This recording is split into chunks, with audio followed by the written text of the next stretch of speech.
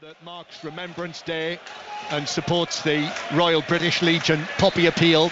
It is also the official No Room for Racism match day, and the players have just taken a knee. They're on their feet now, and off we go. Liverpool kick off, playing from right to left in the all-black kit with the white trim. Virgil van Dijk just allows the ball to roll. I thought it was going to roll out of play, but it didn't, so he had to pass it back to Kelleher, who launches one long downfield for Diaz, who takes that down brilliantly on the top of his right knee. World Service listeners, join us as Diaz takes on Partey, who is at right back, and then plays it back behind him, where there is a foul on... It's Andy Robertson. There wasn't much in it though, John. Not a lot in it, but you know, that's a very dangerous position right this early to give a free kick away. Yeah, set piece, no Saliba, suspended. First time Arsenal have started a Premier League match without him since the end of the season before last, the last match of the season before last. So set piece opportunity, rejig, back line, White and Gabriel in central defence, Partey at right back, Timber is at left back, Saka is fit. If you haven't heard the news, he's in the team, and Anthony Taylor, the referee. Anthony Taylor, the man who'd showed 14 yellow cards, remember, in the recent match between Bournemouth and Chelsea, just walks into the penalty area just to check everything's in order. So free kick from out on the left-hand side. Alexander-Arnold's going to whip it in. Big early set-piece chance for Liverpool. In it goes. Little glance, but it's headed away on the edge of the 6-yard box for Arsenal, who are able to clear it away towards the edge of the box, and Saka is into the action there, but Liverpool actually nipped the ball back. Pat Nevin alongside me, former Chelsea and Everton Scotland international, and up goes Van Dijk to head the ball forward, but Timber should deal with that on his return to the team after 3 matches out. And then there's a foul centre field for an Arsenal free kick, a challenge by Nunez. So Pat, the Arsenal team that we have: Raya in goal, Partey, White, Gabriel and Timber in the absence of Saliba, then Merino and Rice, Saka, Trossard, Martinelli and Havertz, who scored in every Premier League home game this season, the Arsenal top scorer Havertz. And then Liverpool with Kelleher, Alexander-Arnold, Konate, Van Dijk and Robertson, Gravenberch with Jones and McAllister in midfield, then Salah, Nunez and Diaz coming back in like Curtis Jones. So Szoboszlai on the bench today. We'll get a word from Pat Nevin in a moment once we've got back from Carroll Road, because Paul Scott, we are in for a grandstand finish. It is Norwich 2, Middlesbrough 3, just moments after Tommy Conway saw his penalty saved. A chance for Middlesbrough to go 4-1 up. Norwich half the deficit. Borgia signs with a lovely finish into the top corner. 15 to play. Norwich 2, Middlesbrough 3. Arsenal 0, Liverpool 0. 5 Live and the World Service from the BBC.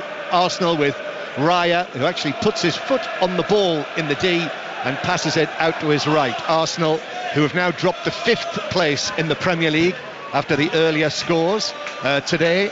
3 London home wins in the Premier League, and that's what Arsenal are looking for here to join them, Pat. And they are, and they're doing it without an obvious centre forward, because Havertz and Trossard, neither are going up to play against Van Dijk or Konate up there.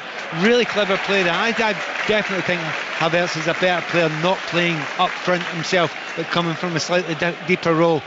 And you know what? You're almost wasting Havertz if you play him against them two that are doing so well for Liverpool. So both managers trying to outthink each other this early on.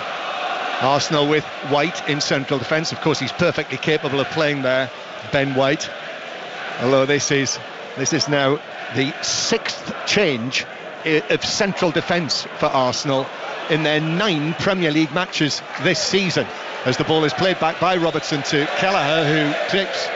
Well, he swings the ball back out to Robertson, who chests it down on the wide line. What a pass! If he meant that, it was genius. That was something else, wasn't I don't think he meant that. I thought he sliced it out of play. In fact, Liverpool coming forward quite promisingly, and referee Taylor has spotted an infringement. In fact, I think he's brought it back for a Liverpool free kick. Yeah, he's let it, give them a little chance to get an advantage of it, but it's quite a long way to give there, and I just thought he might have got a yellow card out there. Don't start early again this time. Well, as here is McAllister, centre field, caught that beautifully on the half volley in the centre circle. Now the ball swung into the penalty area. Gabriel on the stretch, volleyed that away, went to ground, and then the ball is caught underneath McAllister, and also Marino is able to come out with the ball and play it back to his goalkeeper. So 0-0 here, and I think it is all over in the England-Samoa Rugby League International with you, Sharon Shortle.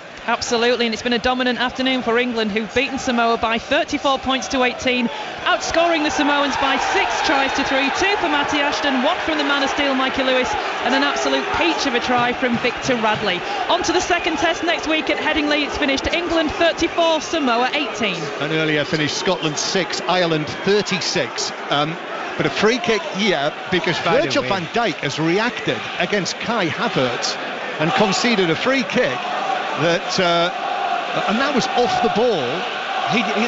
To be fair to Virgil van Dijk, he didn't kick him once. He kicked him twice off the ball, petulantly. I tell you what, that was so risky. Unlike Virgil van Dijk to be so rattled so early. What is it that Havertz did to provoke just bumped him a little bit, but his reaction was 2 kicks off the ball. You really do. I mean, think about some of the sending-off we've seen this season, particularly for Arsenal against Manchester City. What a chance that was for Van Dijk to take. Yeah, it was, and he's got away with it scot-free. Free kick though. He did concede the free kick. Rice drives it to the far side of the penalty area. Comes out, Martinelli swings it long. I'm not sure Trossard will get there. No, he won't. It drifts all the way past the Belgian and through for a goal kick. But that was mighty risky by the Liverpool captain. Well, the reason why I got away with it is probably not a sending off offence, right? It would only have been a booking, and you don't go to VAR, obviously, that for a booking. But kicking people off the ball, not vicious, just a little kind of. Can remember all the way back to David Beckham many years ago. Yeah, the little flick against so you have Simone. You have to be careful with things like that. Arsenal 0, Liverpool 0, and it's already been a dramatic afternoon in the Premier League with those wins for Chelsea, Crystal Palace and West Ham. So more to come on that at half-time. But Liverpool coming forward. Diaz though loses out centre field, and eventually the ball actually comes off ahead of Timber and bounces out of play for a throw into Liverpool halfway inside the Arsenal half. It's been an issue, even though Liverpool come into this match on an excellent run, 8-match winning run in all competitions, won 11 out of 12 this season, and have won all 6 away matches this season in all competitions, which no Liverpool team has ever done before from the start of the season.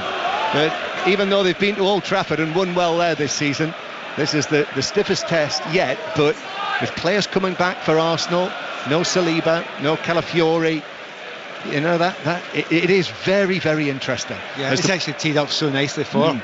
As the ball is swept forward through the middle for Liverpool, but that is straight into the path of Ben White, who's able to play it calmly to Saka. Yeah, I mean, both sets of fans, I always do this before a game like this. My friends who are Liverpool fans and the Arsenal fans, you ask them what they think, and both are the same. My Arsenal friend Sophie Sparrow, she was saying, not sure about this one, but then my Liverpool friends were saying exactly the same thing. It's just constant. No one wants to absolutely believe in this one. It's because it's so tight, and actually it feels that way just now, doesn't it? It's a wee bit tense between the players. Yeah, I thought it might be like this for large parts. In the Rugby Union, the one match in the Premiership, there's a long ball is played forward to Saka into the penalty area. Oh, he's beaten Robertson, he scored! Bukayo Saka, instant impact on his return to the Arsenal team. So important, the captain here today. And he's beaten Robertson, all ends up, and then from an angle, high into the top corner, past Callagher. It's Arsenal 1, Liverpool 0, and Mikel Arteta has got the early goal that he'd have wanted in a match like this. Do you know what? It's not a complicated ball, it's almost a long ball up the line. But they wanted to find out, Saka, what are you going to do against Andy Robertson? I talked about this before the game, John. I said I didn't think Andy Robertson's been in the best form recently. They've spotted this as well. Andy just lets him go, but he's got a lot to do then. He cuts back inside, but the angles are still against Saka. He doesn't care, and he has roofed it into the near post. Brilliant finish there think that asks a question about Saka's fitness. Brilliant goal. And by the way, that's what the game needed. We could have a cracker now. Yeah, the early goal always helps. Yeah. And while that was going in here at the Emirates, Paul Scott at Carrow Road. A quite remarkable match here. Norwich from 3-1 down have made it 3-3. Kellen Fisher, the right back, I'm not sure if he meant it. It was a cross from the right hand side that beat Seny Dieng at his near post. The goalkeeper clawed it back off the line. It hit his foot and flew into the roof of the net. It is Norwich 3, Middlesbrough 3. Well, Bukayo Saka scoring his 4th goal of the season for Arsenal, 3 of them in the Premier League. Having missed the last couple of matches, picked up that injury against Greece. And Lee Carsley did say after the match against Greece that it wasn't too serious. So my suspicion is the last couple of matches for Arsenal, Mikel Arteta taking no chances, the game at Bournemouth and then here in the week against Shakhtar Donetsk, because he knew that Saka would be important in this match. And how important. Yeah, and again, I was talking before the match about the matchups with the wingers against the fullbacks. They're all very interesting out there today, but that was the one that interested me most because of Robbo's been struggling a wee bit recently. But Saka, lightning quick, and he'll be buzzing just now. And has he got the armband on today? Yes, he has. He has got the armband. So he'll be feeling quite good about himself. In the absence of the still injured Martin Odegaard, who's missed the last 9 matches, so 10 matches now, but he does say in the programme today that he is very close, or at least he says he's close now, is the phrase that he uses, Martin Odegaard, so it won't be long before he's back. But Bukayo Saka did the old finger to his lips after scoring that so brilliantly. I mean, it was a real whip on it from the angle. What was he, maybe 10 yards out, maybe less than that, but high past Kelleher. Oddly enough, one of those ones where he beats the keeper at the near post, but you're not having a dig at the keeper for that, because as I say, he has roofed it. Keeper can't get every single angle covered there. Very, very hard to stop. Reminiscent in many ways of Salah, who does that often. That was absolutely the phrase, Pat. Roofed it. That's what he did with it. And it's a landmark goal as well for Saka. His 50th Premier League goal in his 178th league appearance for Arsenal. Top scorer last season. And Arsenal off running and flying against Liverpool, who've got the best defensive record in the Premier League this season. Now 4 goals conceded, but from a Liverpool point of view, I'm sure they'll feel that was too easy. Liverpool, though, trying to do something about this. Jones over there on the far side plays it back after it was blocked back to him, and Liverpool play it across the back line. And now out to Diaz, the Colombian, up against Partey. Manages to get the ball in, but that's headed away by Ben White, who positions himself well and is able to head it good distance out of the penalty area back to Liverpool. Do you know how comfortable the Arsenal look? They've got the goal up now. They're not chasing it. They're not getting overexcited. They've fallen back into a very, very comfortable, dense shape, almost a 4-4-2. The Havertz are going and helping there as well. They could be very hard to break down today. We'll see. That's the first goal that Liverpool have conceded in the first half of a Premier League match this season. 1-0 Arsenal lead. 5 live in the World Service from the BBC, and you can listen to all of live BBC radio via BBC Sounds if you're on the move. Arsenal on the back foot here as the ball is played into the penalty area, but Raya across to his left and is able to claim it as it bounces up into his gloves. So 1-0, Bukayo Saka, the goal scorer on what's been a beautiful afternoon in London. Very, very mild. And Raya drops the ball down to pitch surface and passes it out to his right to Ben White, and now to Partey. That's really helped the atmosphere, of course, the goal in the 9th minute. Oh, and that's given away though, and a chance for Salah to sweep a shot goalwards from 23 yards, and that was narrowly wide of the post. I'm surprised he went for the near post, as it were, because you know what Salah's like. If he's got a choice, he slews it in towards the far post, but he's changed it this time. Really surprised at that, because there's very, very few are better than him, curling it around the goalkeeper there, and he knows it himself. He's looked away in disgust. Look, it's not an easy chance, but you want one player in that Liverpool team for that to fall to. It's Mo Salah, and he didn't get it right. Liverpool played it across the back line, and it was a heavy touch. Well, it was actually miscontrol from Marino that ran into the path of Salah and then Pat described the rest. Here's Rice now for Arsenal. Arsenal coming off the back in the Premier League of that defeat at Bournemouth. That will have stung them. It was a disappointing performance. Of course, they had the red card in that match as Liverpool win a free kick near the edge of their own penalty area, and they can reorganise themselves. Gravenberch fouled. Of course, the thing everybody knows, the stat everybody knows about Arsenal, they haven't dropped any points when they've got 11 men at the end of the field, at the end of the game. But when they've got a man sent off, they've dropped 7 out of the 9 points. So they must be sitting thinking to themselves, I hope we've got a referee who's not card happy. But precisely right. The 3 matches in which Arsenal have had a man sent off, they're the 3 that they've dropped points in. Ball played forward from the back for Liverpool, that Gabriel will just see back to Raya, who turned against Nunez. Arsenal still haven't got it out of their penalty area. Raya slips over as he clears this out and puts it straight out of play for a Liverpool throw, and the home supporters are not happy with that, living on their nerves, living on the edge of their seats. The ball is back with Liverpool in the central third. We're going to go to Motherwell Celtic when we get a chance, but Liverpool with Van Dijk, then to Robertson, who's beaten comprehensively by Bukayo Saka for the goal, and in fact Liverpool are going all the way back to goalkeeper Kelleher. So come in from Motherwell, Gavin Wallace. Indeed, all over, bar the shouting and a couple of minutes of injury time. It's Motherwell 0, Celtic 3. Adamida is not long on the park, John. It was lovely work down the right hand side by Nicholas Kuhn, a lovely low ball in, and the former Norwich City frontman was there to tap home to give Celtic a 3-goal cushion. Motherwell 0, Celtic 3. Yep, so McCowan, Alistair Johnston and Ida, 3-0 Celtic. Rangers winning 2-1, also a 3 o'clock kickoff. Here's Diaz against Partey, but he did well there, Partey. The two of them shoulder to shoulder, and in the end it came off the Arsenal man for a corner. It's very noticeable. Liverpool are trying to do that as well. Arsenal did it and have scored a goal. Ping the ball over the fullback and let your winger go at him. Well, they've tried that 3 times with Diaz and Partey now. Diaz has got very, very close, but so far Partey has stood strong, but he's going to get asked questions all afternoon or all evening. So across comes Trent Alexander-Arnold to take this corner from the left.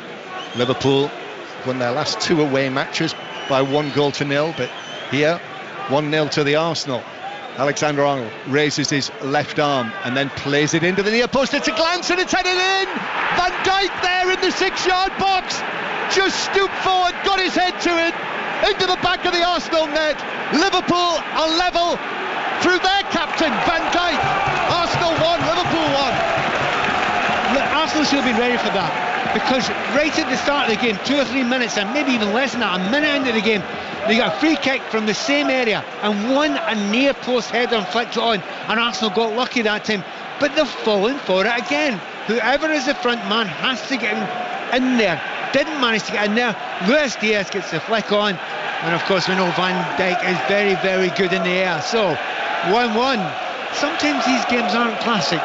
This might be. Well, we've had 2 goals in the first 20 minutes, and Virgil van Dijk getting on the score sheet for the first time in the Premier League this season. Almost couldn't miss that. It was the old favourite to score from a corner, the near post flick, and then headed in the 6-yard box. You mean classically, if you've got a corner and you've got somebody, you must have a guy in front of their first man. So they shouldn't get a near post flick unless it goes over perfectly the front man.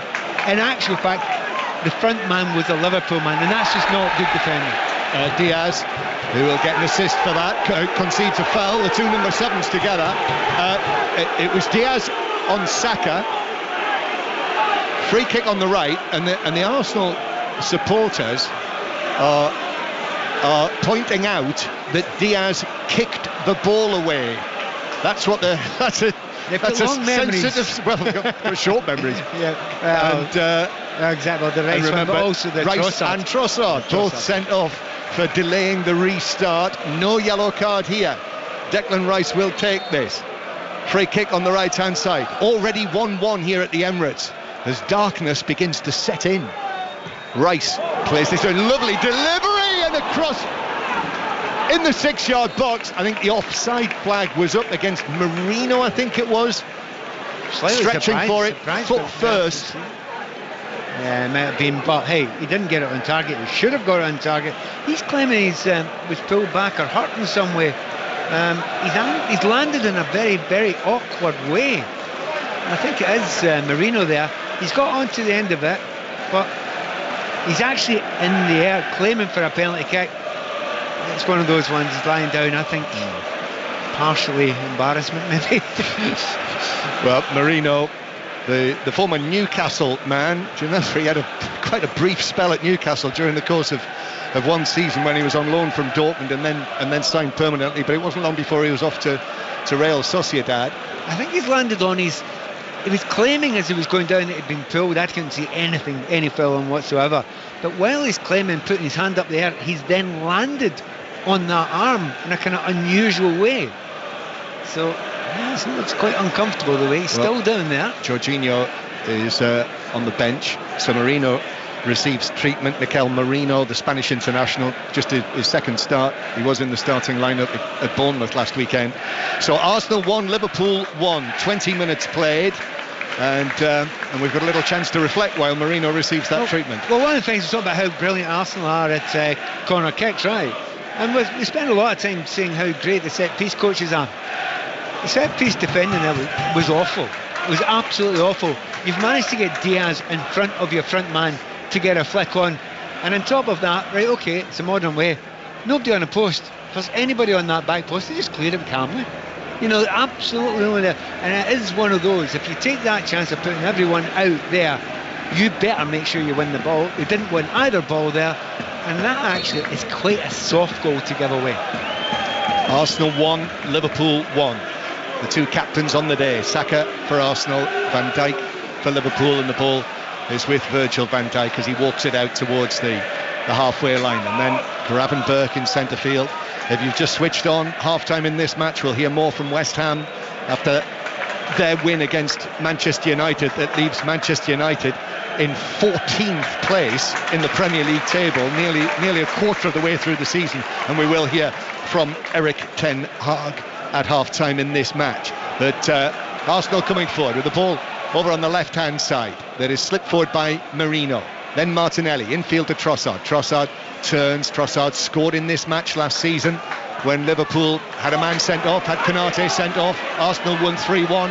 Here's Saka now, the goal scorer for Arsenal. Lovely, beats Diaz, takes on Robertson. Right-footed cross is headed away by Liverpool on the edge of the 6-yard box. He looks in the mood, Saka. He does, and Andy Robertson, another tough day today, gets across in there. But well done, Diaz came back and helped his mate. Now it's on the other side. Martinelli slipped the ball past Alexander-Arnold, who was just about able to recover. Well, he was, and he was able to get his body in between himself and the Brazilian. But now Martinelli with another chance as Nunez is back there helping out his defence, and the ball deflects out of play off the Liverpool man for a throw-in, which is taken from from nowhere near where it went out of play.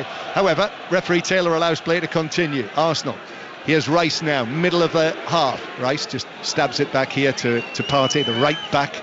Today again, not an unfamiliar role for him. Saka's cutting in field. This could be dangerous. Left foot shot, but it's up and over the top by 4 or 5 yards and into the fans behind the goal at the clock end.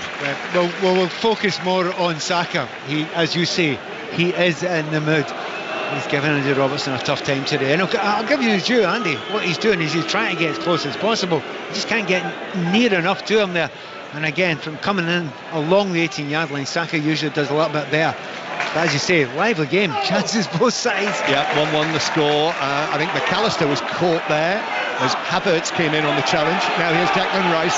McAllister stayed down. Arne Slot is saying, are you going to put the ball out of play? Rice has had a look. Rice has a look at McAllister. Thinks he's getting to his feet, so Arsenal play on.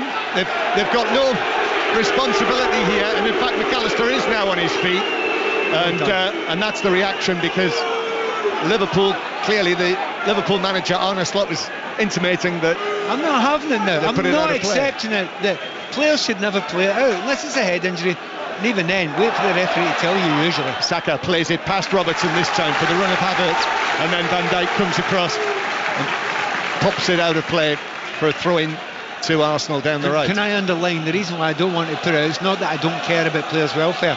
It's because there's too many people cheating and pretending they're injured. Simple as that. Yep.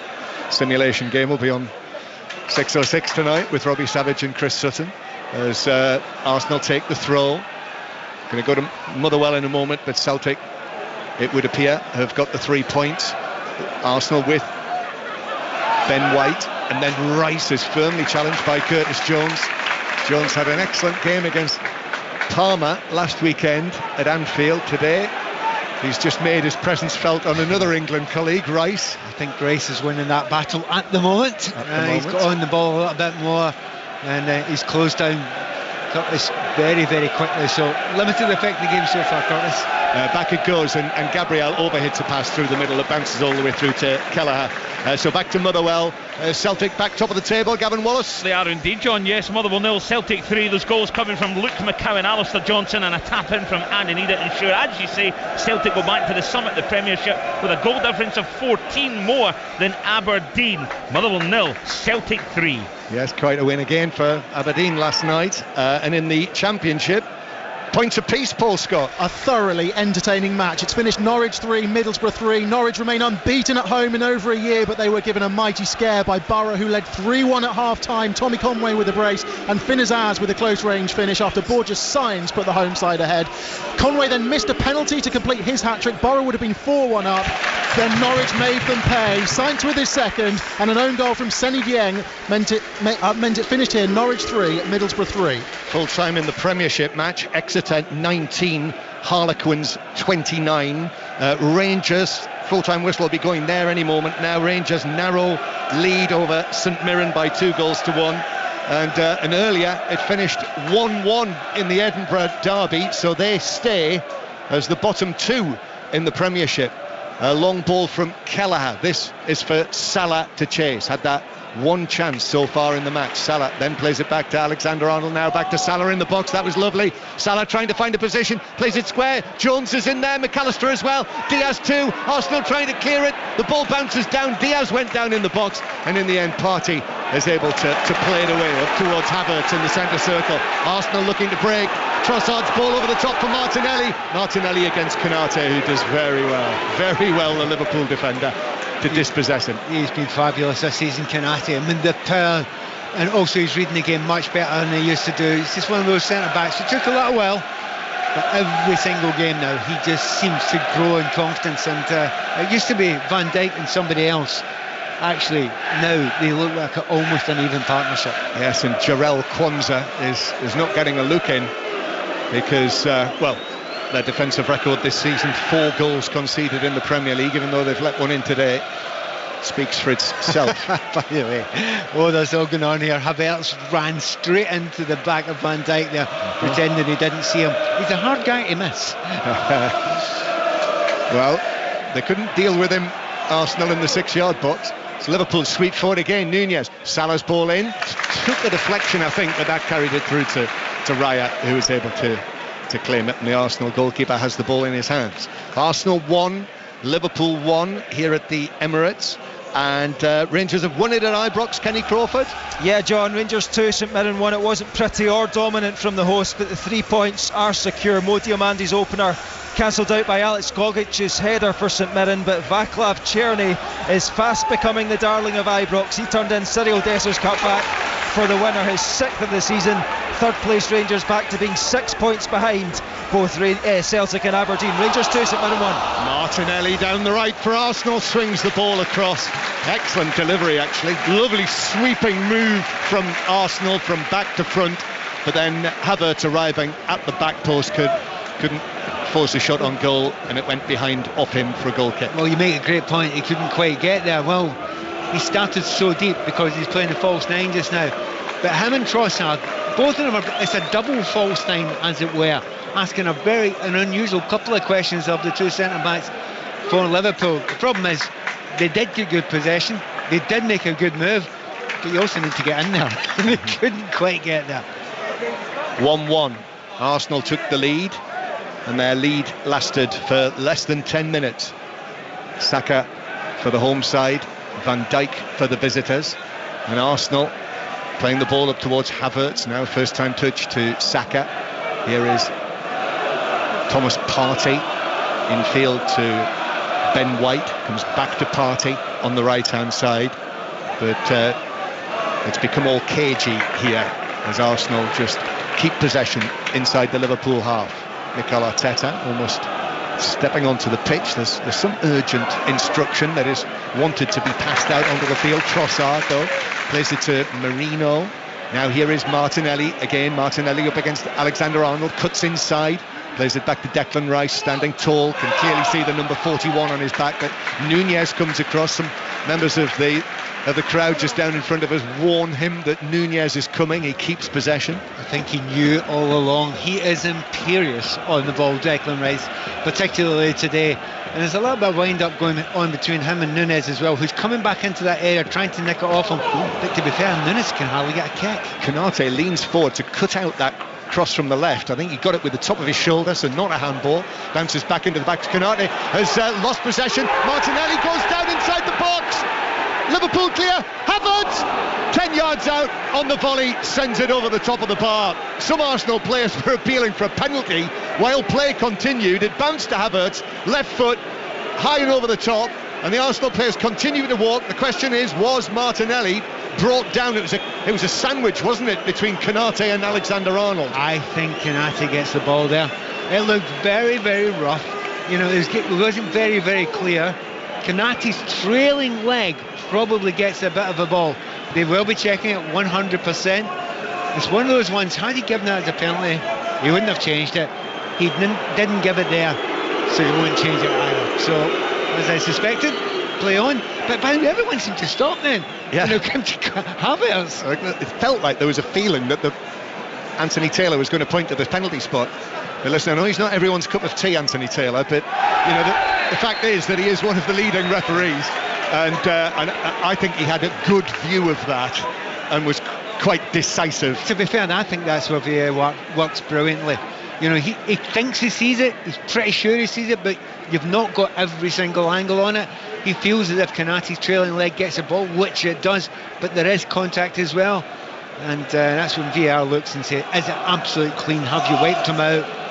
No, is the answer to that. So I think they got that right. Yeah, I suspect there'll be Manchester United supporters who'll be listening on the way back from West Ham, who'll have their views after a VAR controversy in the match that led to their defeat. Jared Bowen scoring the late penalty there. So as I say, we'll hear from Eric Ten Hag at half-time. Arsenal 1, Liverpool 1. This is our 6th Premier League commentary of this weekend, as Bukayo Saka is forced away from goal by McAllister, but goes back and goes round him and then is pulled over by the Argentine.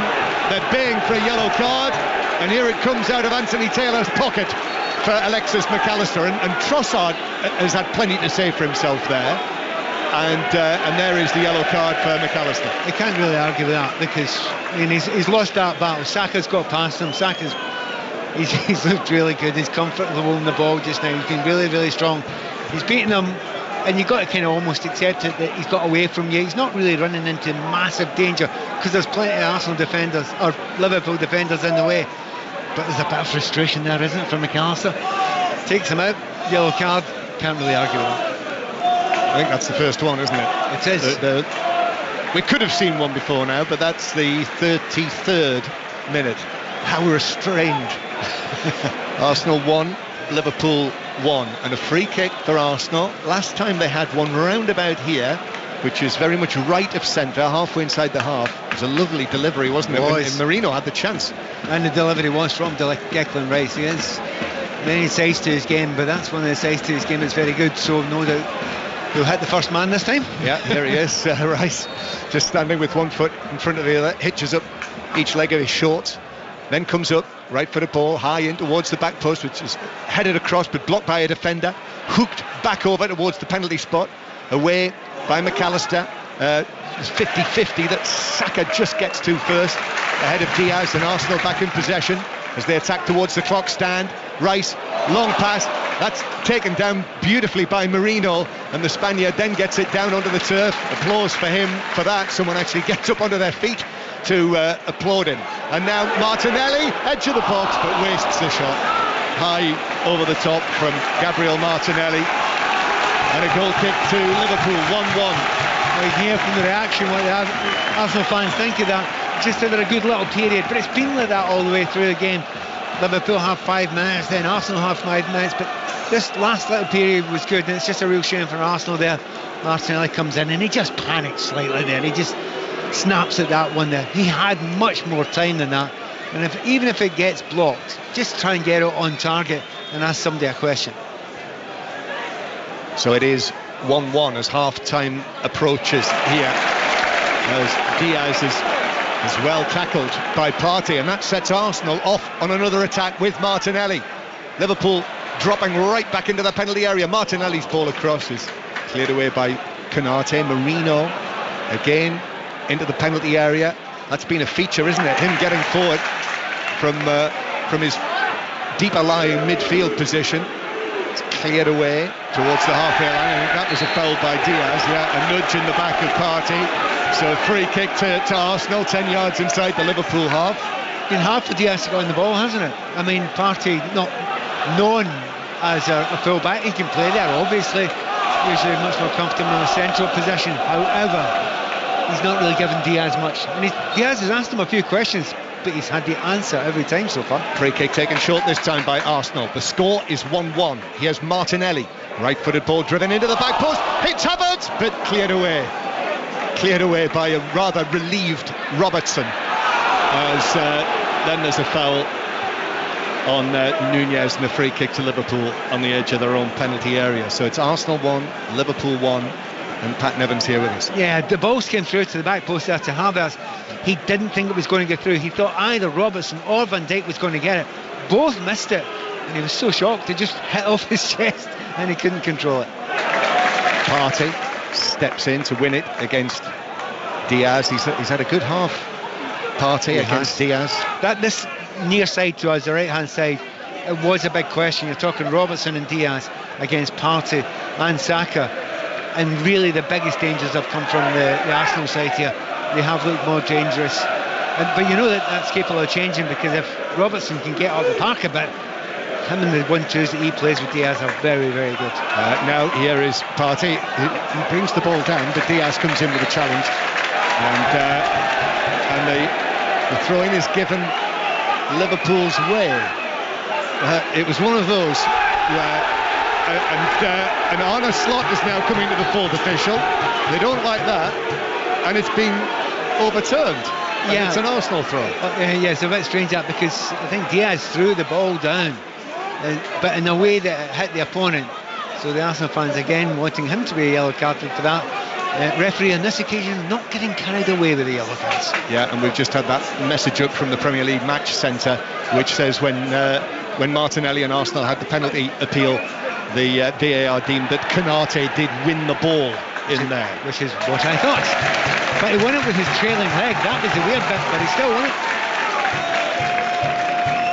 So I think the Arsenal supporters are suggesting that when the ball bounced out of play there, Diaz kicked it away again for a second time in the match.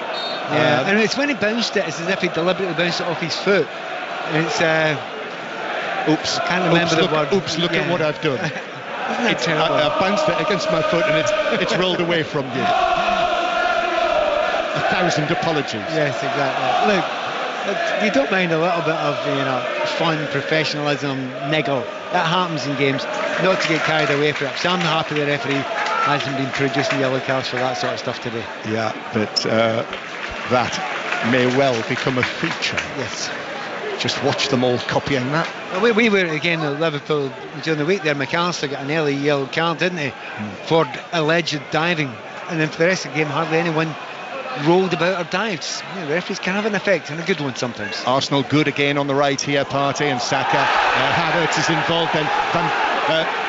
Nunez comes in with a challenge on Saka, who is left on the ground. Gone down too easily there? No, I think Nunez has wiped him out.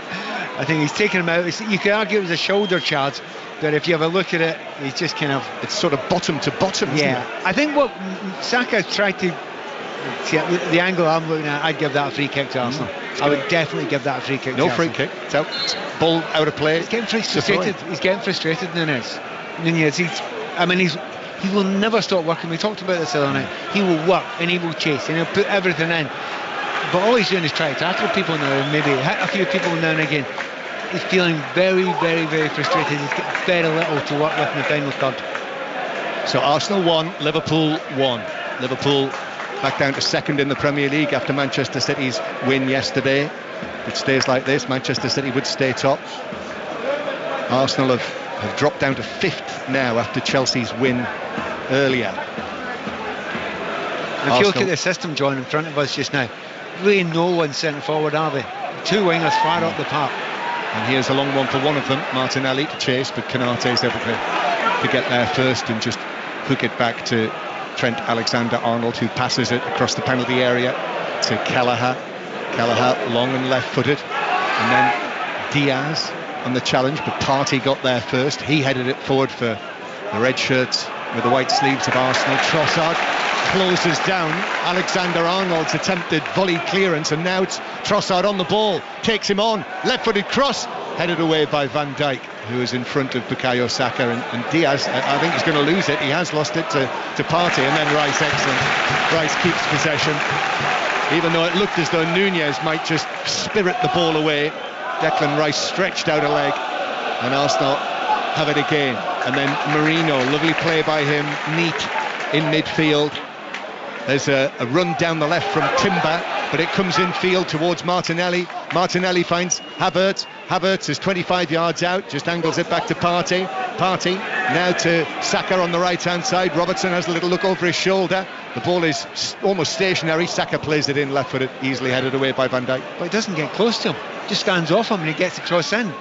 You're supposed to stop crosses if you're full-back, so... and what's happening, because it's got real problems now at that left back area, because Diaz is now getting dragged back, and it's led to a free kick. It's Diaz again, and the Arsenal fans are onto him. I mean, this was just a little foul coming together. In fact, it was less of a foul than Nunez on Saka a few moments ago, but this one is given Arsenal's way. The problem is Diaz is getting dragged further and further and further back. He's standing now, and Andy Robertson shows to give his mate a hand. The problem is you then can't get out. And that's, certainly Partey's having a party. He's loving this because that allows him to get further forward. 1-1 the score. Declan Rice just rubs the top of his shirt on his forehead. 3 minutes to go to half-time, plus added time. Rice, again, right-footed delivery from the right. Here it goes, in there, and it's headed in! 2-1 Arsenal! And it's Marino! He's had an excellent half, and now, with his head, 6 yards out, flash past Kelleher. Arsenal back in front, 2-1 Liverpool. Well, we're talking about the quality of the ball, and that's been three from this area on the right hand side, and each of them have been zipped into very, very dangerous positions again. We talk about the fact that Arsenal are great with free kicks going forward, and they are free kicks and corner kicks. Not so good defending them today, but that's a very, very tough one. They will check this for offside as well, because a lot of them start in an offside position. It's really, really tight. I have to say, this is going to be well checked. Very tight. I think it looks a bit offside to me. A bit offside. Yes. Maybe I think it looks offside. Yeah, they're groaning. The crowd have seen it. It's been shown on the screens. And I think the Arsenal groans tell you that the fans think that this will be ruled out. There is a boot there. There's a blue boot. That's the way it's classically. Whose blue boot is it? Is it Van Dijk's? I think it might be Van Dijk's. Van Dijk's boot is going to play him on. He is. Or is it? Yes, I think he is. I think that is. I think it's going to stand. Having seen that, I can just hear the Arsenal fans in the background listening, going, "Come on, tell us." Everyone is waiting in suspense. I mean, the best view that we've had, and it's not looking along the line, is that Van Dijk's foot is just playing Marino onside. So it looks as though we're still waiting. Anthony Taylor waiting for the lines to be drawn. Of course, in the great world of semi-automated offside, eventually this season we won't have waits like this. We'll know instantly. But just for the time being, while they test everything out, I mean, what we can't see is the shoulder. Marino's shoulder. How far is his shoulder on?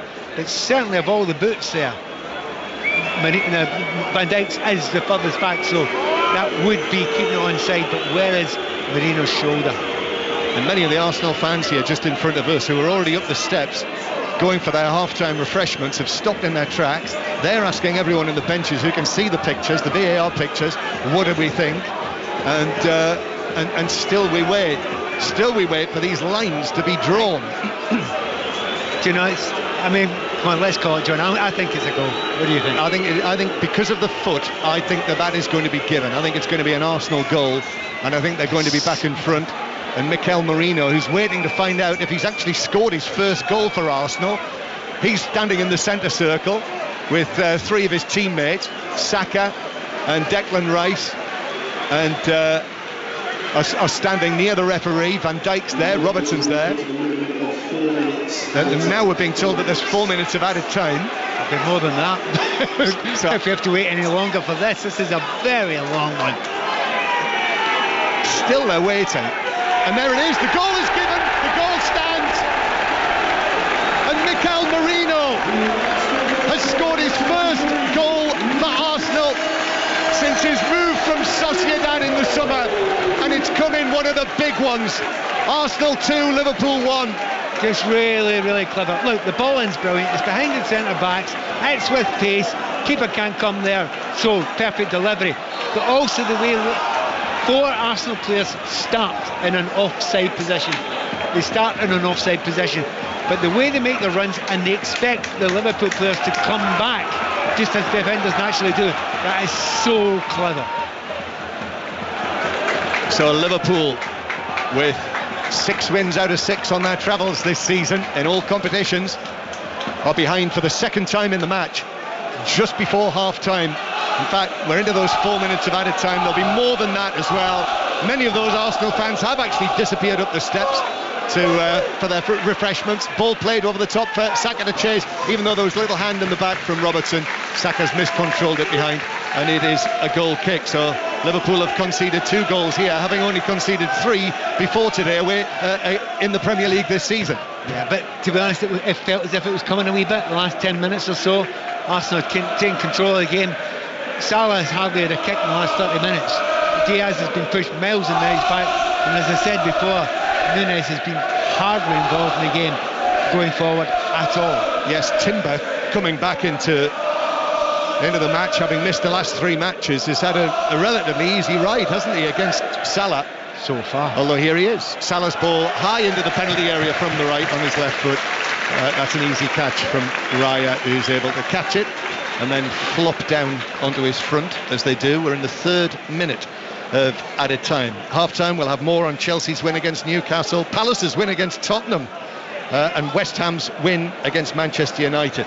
Celtic and Rangers both winning. Hibs 1, Hearts 1, Norwich 3, Middlesbrough 3. Very good comeback for Norwich City, as Raya now eventually launches one downfield, headed forward by Van Dijk. And we will, as I say, if you've just switched on, we will hear from the Manchester United manager, Erik ten Hag. Manchester United have got Leicester to play at Old Trafford in the League Cup, the Carabao Cup, in midweek. And then this time next week, it's Manchester United against Chelsea. Here is Liverpool in possession with Salah. Back to Curtis Jones. Now Salah again. Martinelli's come back in there against him. The 2 number 11s together. Salah twisting and turning. Salah, 10 goals against Arsenal over the years, as it's played back to McAllister, and then McAllister back to Konate, Van Dijk. This is actually quite a rare Liverpool attack that we're watching here in the context of the last 20 minutes or so. In it comes from Alexander-Arnold, and a header from McAllister is saved in a routine style, dropping to his right by Raya. Yeah, but I know he's thinking himself, he's just trying to turn it towards the goals, but you need to try and redirect that slightly back to where it's coming from. You know, all the top centre forwards will tell you that. Head it back to the direction it's coming from, you'll be able to get more purchase on it. Difficult for the keeper to move, as it was. Flicked it on target, straight down the goalkeeper's throat. So Arsenal leading through that Merino headed goal, around about 6 yards out, just beating the offside trap. A lengthy wait for that, as Gabriel now being chased by Núñez down into his own left back position. Gabriel must seem strange in the Premier League without Saliba alongside him, takes the ball right down towards the corner flag, and then Nunez fouls him obligingly. So it's a free kick to Arsenal, and Gabriel gets to his feet, and in that corner where the North Bank stand meets the far side, he's on his feet and raising his arms and urging the Arsenal fans over there in the stands to make more noise and see them through to half-time with this lead. Yeah, not that many problems, Sonny, for that defence so far. We were asking a question beforehand because, as you said, players missing, players slightly out of position as well, but the back lines look quite strong for Arsenal just now, but a lot of that's got to do with Declan Rice sitting in front of him. He's been magnificent. And there is the half-time whistle with, in the end, 5 minutes of added time played at the end of the first half. I'm not convinced that they've added all of the time on for that VAR delay. No, I think not. However, there we are. Arsenal in front through Saka. Liverpool level through Van Dijk. But that late goal that Arsenal had to wait for it to be confirmed means that the home side, Mikel Arteta's side, lead narrowly 2-1 at half-time. And it doesn't look like a game that's going to finish 2-1 because of the way the game's been played just now. There are chances. Arsenal are creating the kind of lion's share of them. But two really smart, really clever teams. But at the moment, I would say Liverpool go in that dressing room and say, if we can't get Curtis Jones on the ball in the final third, we're going to struggle. And they need to do that somehow. Half-time here, Arsenal 2, Liverpool 1. Thank you very much, both. We'll be back at the Emirates, of course, for second half commentary. Loads of reaction to squeeze in between now and then to the games in the Premier League so far today. Chelsea 2, Newcastle 1, Crystal Palace 1, Spurs 0. Erik ten Hag on the way after West Ham United got a controversial penalty and beat Manchester United by 2-1. Stunning game in the Championship. Norwich 3, Middlesbrough 3. Middlesbrough were 3-1 up. Then missed a penalty. Norwich came back to get a point with a late own goal from the Borough goalkeeper Seny Dieng. Finished Hibs 1, Hearts 1 in the Edinburgh derby, and then wins for both Celtic 3-0 over Motherwell and Rangers 2-1 over St Mirren. We'll squeeze as much in as we can. We'll go to Harry Benjamin ahead of the Mexican Grand Prix, which is live on 5 Live Sport later this evening, and we'll speak to Robbie Savage ahead of 6:06. The lines are open 08085 909 693. Let's get the news now on 5 Live with Fraser Denton. This is BBC Radio 5 Live. Listen on BBC Sounds. Thank you, Steve. The Education Secretary, Bridget Phillipson, has insisted that Labour will not break its manifesto commitment on taxes when it presents the budget on Wednesday. During the election, the party promised not to raise taxes on working people, but it's expected some taxes will go up, prompting accusations from the Conservatives that Labour has broken its promises. The Israeli Prime Minister Benjamin Netanyahu has said the missile attack on Iran on Friday achieved all of its objectives. In a speech, Mr. Netanyahu said the airstrikes were precise and powerful. Iran's supreme leader said any response must be decided by what was in his country's best interests. A 48-year-old man has been charged with attempted murder of a woman and 2 young children in East London. They were stabbed in Dagenham on Friday evening and are being treated in hospital. Police said all of those involved were known to each other. And international observers of Georgia's general election have listed numerous violations. The ruling Georgian Dream Party has been declared the winner with 54% and rejected claims the vote was rigged. On Wednesday, Chancellor Rachel Reeves will deliver the first budget of the new Labour government to the House of Commons. I think it's really important that we get better value for money, for the taxpayers' money that is spent. Join us for reaction, analysis and all the key headlines as the Chancellor outlines her fiscal plans. We made commitments in our manifesto around income tax, national insurance and VAT on working people. Throughout the day, we'll be picking through the details and Martin Lewis will join us to discuss what it could mean for you. The budget, this Wednesday on BBC Radio 5 Live. This is 5 Live Sport with Steve Crossman. Listen on BBC Sounds. Arsenal lead Liverpool by 2-1 at the Emirates. Second half commentary on the way on Premier League Sunday. Right, where to start with this one? West Ham beat Manchester United earlier by 2-1. Jared Bowen scored the winner. It was a penalty. It was really controversial. Matthijs de Ligt and Danny Ings had, I suppose, what you'd call a coming together. Wasn't seen initially by the referee, David Coote. VAR told him to have a look. He did, and then he gave a penalty. It's a result which leaves Manchester United 14th. Here's Erik ten Hag. Angry, I don't think is the right word, but what is clear, the best team didn't win today. And in football, it's not always the best team winning. Two reasons. First of all, when you don't score, and we created so many chances, we played so wonderful football. It would have been at halftime 3-0 up. And then the next thing is the refereeing. And it had a big impact on the score of this game. By first, the VAR, they should never interfere. When it's not clear and obvious, that was the instruction, there was the process. They wanted to run before the season, and they ignore their own process. So this feels really injustice and unfair. What did the referee tell you on the pitch when you went to see him afterwards? Just we had a good talk about, I wanted to know what was the process, and so I got some clarification about the process. So I told him, especially the VAR, that is the one I think I criticize most, because he should stay away from this, because he brings the referee in a very difficult position, but then he has to show a great personality to deny the advice of the VAR, that's clear. But when you have to think that long, and I think it was almost 3 minutes, and it's just before time, then I think you should never make this heavy decision, tough decision to give a penalty, because that impacts the game in a big way. In VAR, though, was Britain's leading official, Michael Oliver, and he has a fine reputation as a referee all around Europe. I don't comment on any person. I just give comment on the process, and I say the process, what was ruined, wasn't right. Definitely not. Erik ten Hag speaking to Rob Nothman. 08085 909 693. Robbie Savage, that feels perfect for 606, doesn't it? Well, the word Manchester United and process is used an awful lot, this season. I agree with a lot Erik ten Hag says. I don't think it was a penalty. I thought it was a joke decision. And to take that long to give it, listen, the referee went over. VAR shouldn't have got involved. It's not a clear novice error. The on-field decision should have stood. But again, it's gone against them, but they've missed so many chances in the first half, Steve. I was in Istanbul to watch them against Fenerbahce. That's, they've as you say, they're 21st in the Europa League table. They're now 14th on a -3 goal difference. They have to take their chances in the first half. It's another late goal, which they've conceded. Listen, it wasn't a penalty, and obviously they're going to feel aggrieved.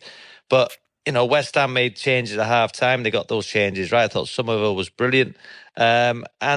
West Ham probably didn't deserve to win the game, but you've got to credit Lopetegui for his substitutions. But Manchester United, I think the big question is, what is the process? That word process of Manchester United, they go together. You're talking about the process of VAR, but what is the process of Manchester United? 14, Steve. Listen, I know. You have sympathy, and as a manager, that when they go against you, you're obviously absolutely devastated. And it wasn't a penalty. What is Michael Oliver getting involved for in that situation, the VAR? So here's my question, Rob. If you just sort of think back over, let's say, the last, 10 weeks of 606, do you notice an increasing number of sort of Ten Hag out voices? Does it change much week to week, do you think? Listen, we had it with Arteta, early on in his Arsenal career, and obviously what Arteta's done, because he had time and he's proved people wrong. I think Manchester United now, Steve, every single game, there's huge pressure. Fenerbahce in the week wasn't good enough. They've got a point in Erik ten Hag. They had a point in Porto, a point in Fenerbahce, but the 21st in the group in that second, the second-rate European tournament. If you look at Liverpool, Villa and City, all three top of the Champions League group, how far Manchester United are falling behind. Yes, they've got injuries. But I've got sympathy with him today. But you have to take your chances, Steve. They want the Dalot miss. Wow, if people have not seen the Dalot miss, they've hit the crossbar.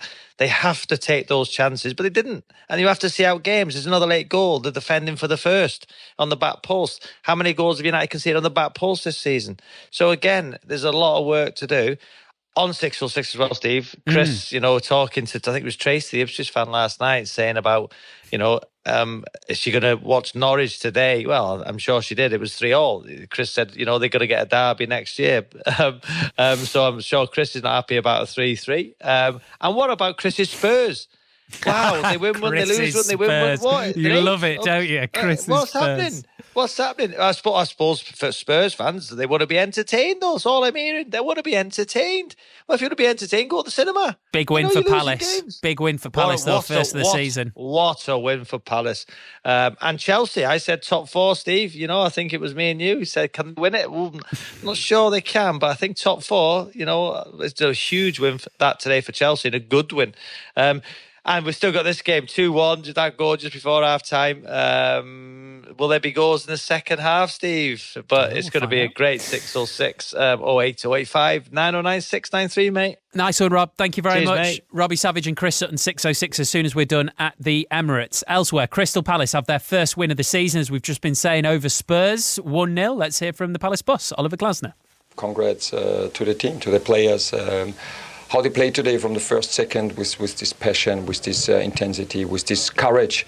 And in our situation, it's easy to talk about playing with courage, but then show it on the pitch against a really good Tottenham team. And we did it from the first second. We got the reward with an excellent goal, a very high press, winning the ball in their box and then scoring an amazing goal. And also at the end, we always tried to be active. Yes, there were some situations, but Tottenham is a great team.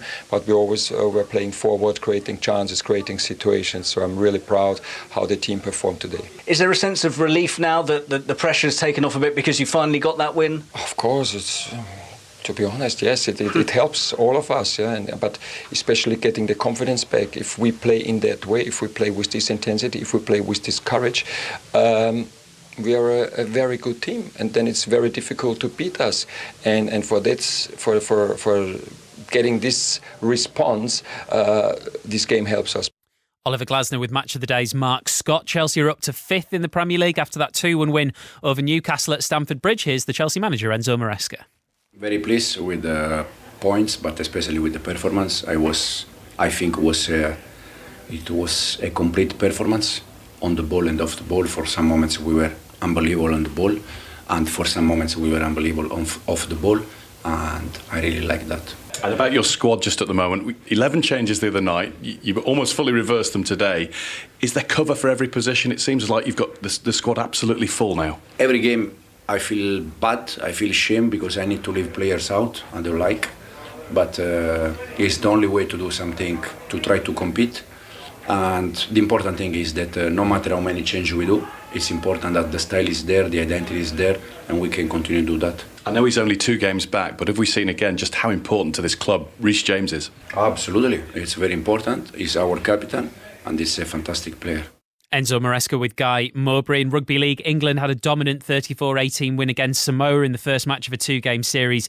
And in Rugby Union's Premiership, it finished Exeter 19, Harlequins 36. 7:45 tonight. Full commentary here on 5 Live of the Mexican Grand Prix. Carlos Sainz on pole ahead of Max Verstappen and Lando Norris. Let's speak to commentator Harry Benjamin.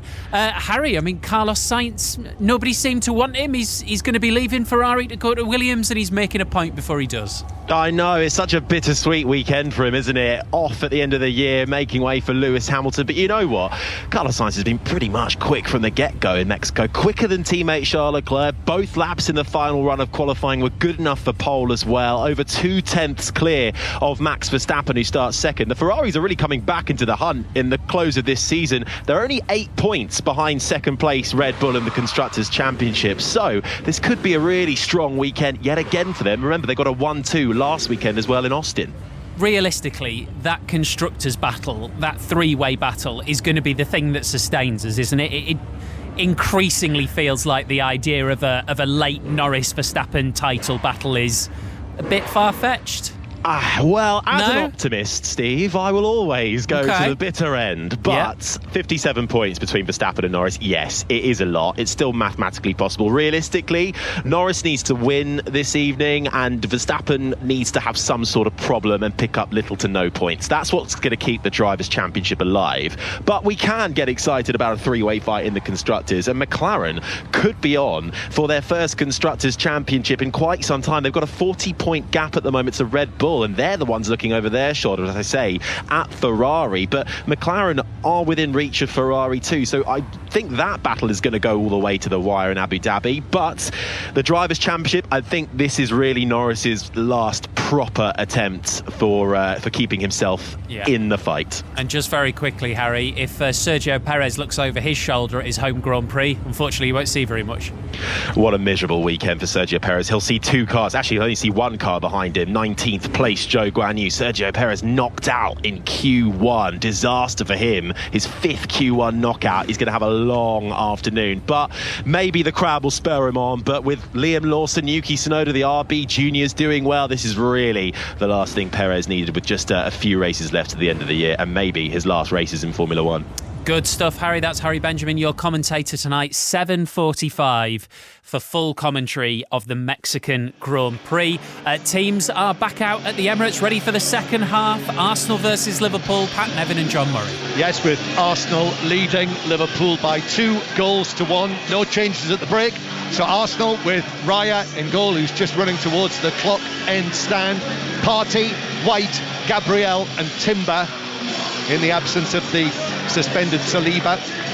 Rice and Marino, goal scorer Saka, Trossard, Martinelli and Havertz. And Liverpool with Kelleher, Alexander-Arnold, Konate, Van Dijk and Robertson, Gravenberch, Jones, McAllister, Salah, Nunez and Diaz. Pat Nevin sitting alongside former Scotland international.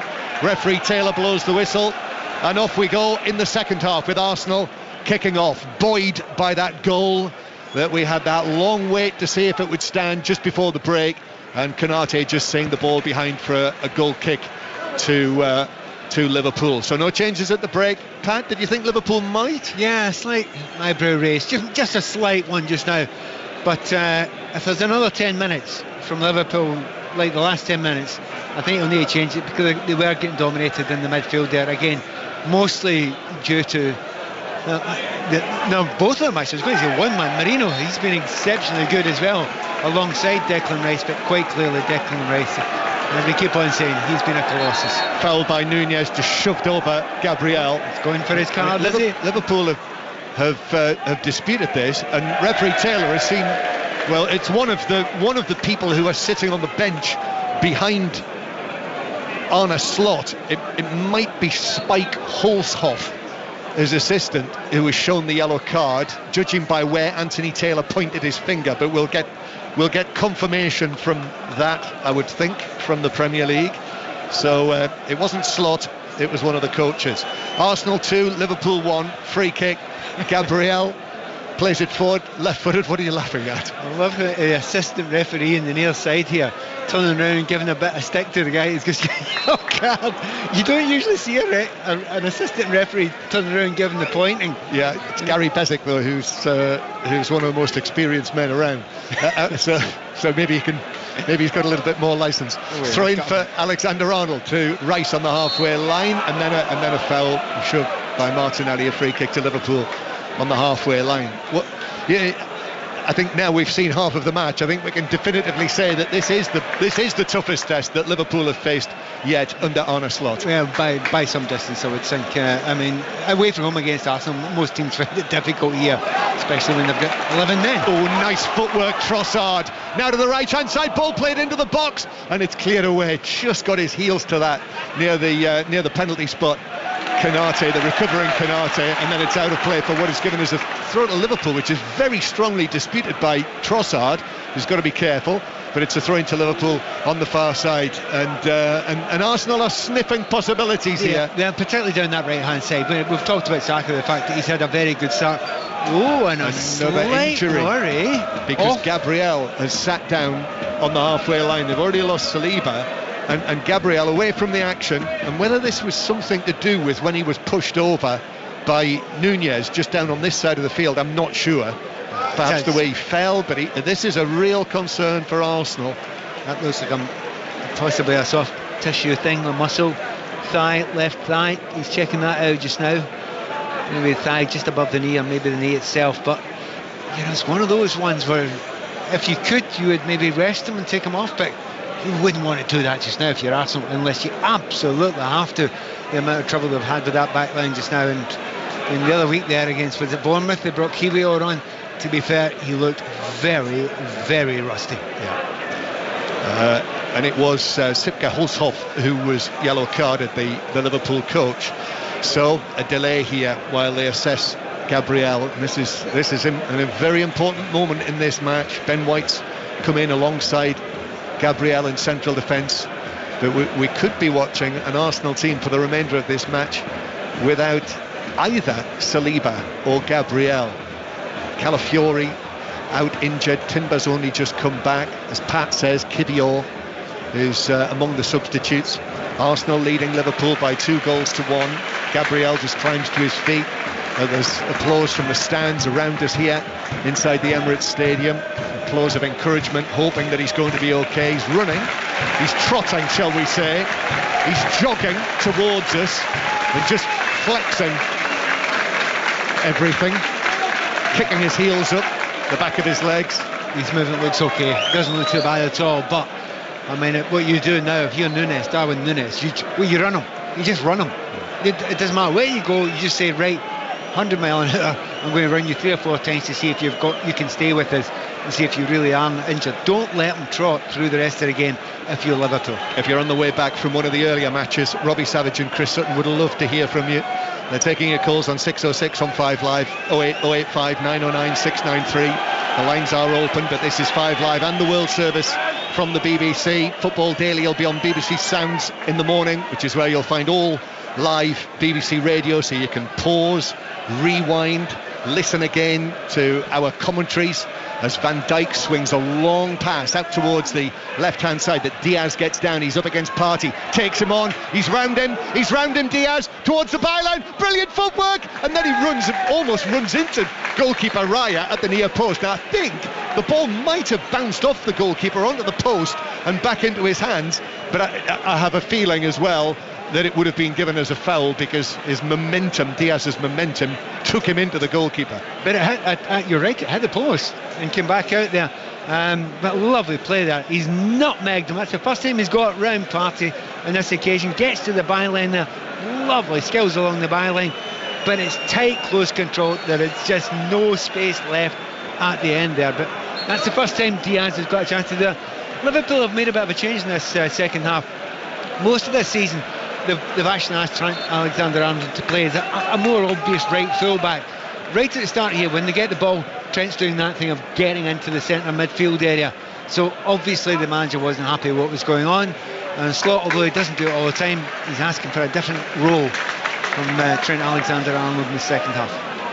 2-1 Arsenal lead, but that was one of those brilliant, highly technical Tasmanian Devil style runs of Luis Diaz. Here's Trossard, who's dispossessed. I thought he might have been fouled by Jones. No free kick. Referee Taylor says Jones took the ball cleanly, gives it to Salah now, trying to get into the game. Salah 1-2 with McAllister. Salah drives it across and all the way across the face of goal. I think it might have taken a deflection in there. However, Diaz twisting and turning again, and then the cross in left-footed from Robertson, but too close to Raya, who unfussily just stretches his arms above everyone in the penalty area, and Gabriel has sat down again. I think that is going to be it. As he sat down, he grimaced, he gritted his teeth, which are remarkably white, so there was a dazzle of those teeth, and I think that will tell you that is it for Gabriel. I'd be amazed if he carries on. You don't really go down twice, and he's not exactly the type of player to act it out either, and it's off the ball. He's obviously struggling. It's one of those ones where even if you felt you could just about carry on and work your way through it, you don't do that these days. It's too much of a chance to take, because if you make that a chronic injury, you could be out for months rather than weeks. So I'll be surprised, but Who will he go for, Kiwior? Yeah, the Polish international Kiwior has been warming up, I think, for the duration, because they knew it was a possibility that he would have to come on. Just 5 appearances so far this season, and this is a big moment. Listen, he's an experienced Polish international, 29 caps, but has had relatively little football for Arsenal this season. Of those 5 appearances, 4 of them have been as a substitute, so this is number 5 now. And here we are, Arsenal leading 2-1, and this makes it absolutely fascinating now. No Saliba, suspended. Gabriel walks off in the 9th minute of the second half, and obviously they'll need to see how he is. They go to Newcastle next Saturday lunchtime in the Premier League, Arsenal, but it's Kiwior who runs on to take his place alongside White in the heart of Arsenal's central defence. Gets a little low 5 from Timber and Rice as he does so. Yeah, but we'll find out about this defence now. Big job for the 2 players in front of them. You always think about the defenders, the 2 players in front of them. Also the fact that Slot has adapted it slightly for Liverpool just now, and he's managed to get Luis Diaz a wee bit further up the field. That will help them a lot. So asking the questions, and you suspect that there might be 1 or 2 better chances, but you would like to see, if you're a Liverpool fan, a lot more from Mo Salah. Very little from him so far. Yeah, it's up to Liverpool now to put pressure on Arsenal, and Mikel Arteta tries to raise everyone here. Kiwior, I remember being here in the FA Cup last season when Liverpool won here. Kiwior scored a late own goal for the opening goal of the match before Diaz made it 2-0. That was Liverpool's last win here. Then, as we mentioned in the first half, lost in the Premier League in February. Arsenal winning today, an Arsenal win that would take them up just a point behind Liverpool in the table. But after losing Gabriel, it really feels as though there's a long way to go in this one. Ball's out of play for a throw-in down the right-hand side for Arsenal. That Havertz is just going to leave for it to be taken by Partey, and then it's touched back but cut out actually by Diaz, and it's out of play for another throw over on the far side. Yeah, lines open for 606, Pat. 085 909 693 and 606 only till 7:45 tonight, because the Mexican Grand Prix is on 5 Live, and from 8 o'clock tonight the NFL is on Sports Extra with Darren Fletcher and Greg Brady, the Washington-Chicago Bears match. But it's 8 o'clock tonight because of the change of the clocks here in the UK. 2-1 Arsenal lead. Yeah, and just at the moment it's really quite well balanced now. You thought Arsenal were looking favourites, but it's been a slightly better start in this second half from Liverpool. Ball played downfield by Alexander Arnold for Timber, who was the favourite. I think he might have run it out of play. No, he kept it in against Salah, then played it forward. Martinelli loses out to Konate, who's able just to spirit the ball away from him and pass it back to the fair-haired Irish goalkeeper Kelleher, who was beaten early in the 9th minute when Saka got away and beat Robertson brilliantly and whipped it high into the net. Van Dijk headed the equaliser for Liverpool, but then that goal from the Rice free kick, which probably at the time, Pat, I'm not sure we gave him enough credit for the delivery from Declan Rice. It was pinpoint for Marino's header. I think I did actually, because he had 3 brilliant deliveries in a row. Here's Salah, spins away from Timber, takes it to the edge of the area, cuts inside, beats Timber on his left foot, goes for the pass. Surely Diaz was in an offside position, and he was so far offside, there was an immediate flag shock. I know. But to be honest, brilliant play, first of all, by Mo Salah. He wins the ball, gets by his defender, cuts inside, and to be honest, it was so un-Salah-like. I mean, it's very tight to be an onside, but it was miles behind him. It's not a good ball. And you know what Mo's like, you know, he always puts everything on a sixpence, and it's been one of those quieter ones, but you know, every defender knows. See, when you've got Mo Salah on a quiet day, he just needs one opportunity. There is a lesson, incidentally. That looked as though he was a long way off when the flag came. They could have played on there, and he may well have been on, as Jones, I think, was fouled. But in fact, the ball's run to Salah, so referee Taylor waves the advantage. Liverpool continue the attack, but Salah's pass was behind Darwin Nunez with that glossy black hair tied up at the back of his head. The Uruguayan Nunez scored the only goal in Leipzig when we were there on Wednesday night. Nunez again so has kept his place in the team. No Jota, of course, for Liverpool. They've got their injury problems. We've spoken enough about Arsenal's, but Liverpool with quite a list as well. Comes back to Van Dijk, then to Alexander-Arnold, who thinks about a low shot, but it's a low shot that was mishit and bounces several times as it rolls past the far post by 5 or 6 yards. It's good for Liverpool fans. You're getting a little bit more down this right hand side. Very little from Salah and Trent Alexander-Arnold in the first half. A little bit more now. Not sparkling yet, but a little bit more. In the first half, the right hand side of Arsenal had really outshone them. But in this second half, again, Saka's faded a little bit from the game as well. So, it shows that this game is not yet beyond Liverpool. Arsenal 2, Liverpool 1. The ball is deflected out of play for a throw-in to Liverpool, which they take quickly. There's real urgency here for Liverpool. 6 wins out of 6 away from home this season, but behind here at the Emirates, a packed Emirates Stadium, watching down as Diaz takes it down the left-hand side. His cross deflects back to the Colombian. Excellent work though in there to work it away, but Liverpool have it back, edge of the area. Alexander-Arnold's ball. Nunez, great footwork. Arsenal defenders in there. Nunez goes to ground, and Arsenal break away. They're off on the counter-attack, although Konate just moves, glides into the path of Martinelli, who does well. But gives it away. He's passed it straight to Robertson. Liverpool have got some momentum here. Nunez now, nice balance from him, turns, gives it back in field towards Luis Diaz.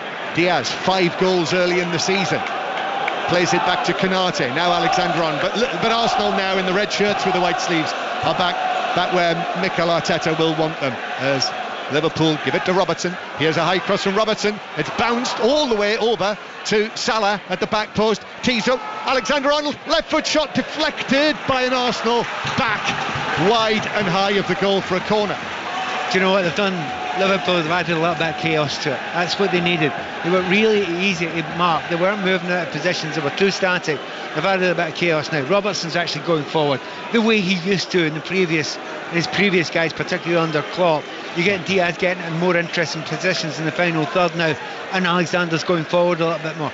Adding different questions now, and that's why they look better. Yes, you've taken that word, that man's name, out of my lips, as Robertson plays this in, but it's easily headed away at the near post by Havertz. Yes, they've injected a bit of chaos, i.e. they've injected a bit of Klopp football. Actually, so even specifically the system, more like Klopp's system, by asking Robertson to do what he used to do, by asking Trent to go in the midfield and go forward. And they look really good. Rice and Marino really impressed me today, but you need to put another man in there, and if you do that, you could outnumber them, and it doesn't matter how good you are. Outnumbered, it's tough. Szoboszlai on the bench today, so he'll feel if he gets his chance. In fact, he's just standing up now. He stands up, Tsimikas stands up, and Gakpo as well. He's going to make a triple change on a slot, facing what would be only his second defeat as the Liverpool manager, having lost at Anfield against Nottingham Forest. Raya clearing from the ground to the halfway line.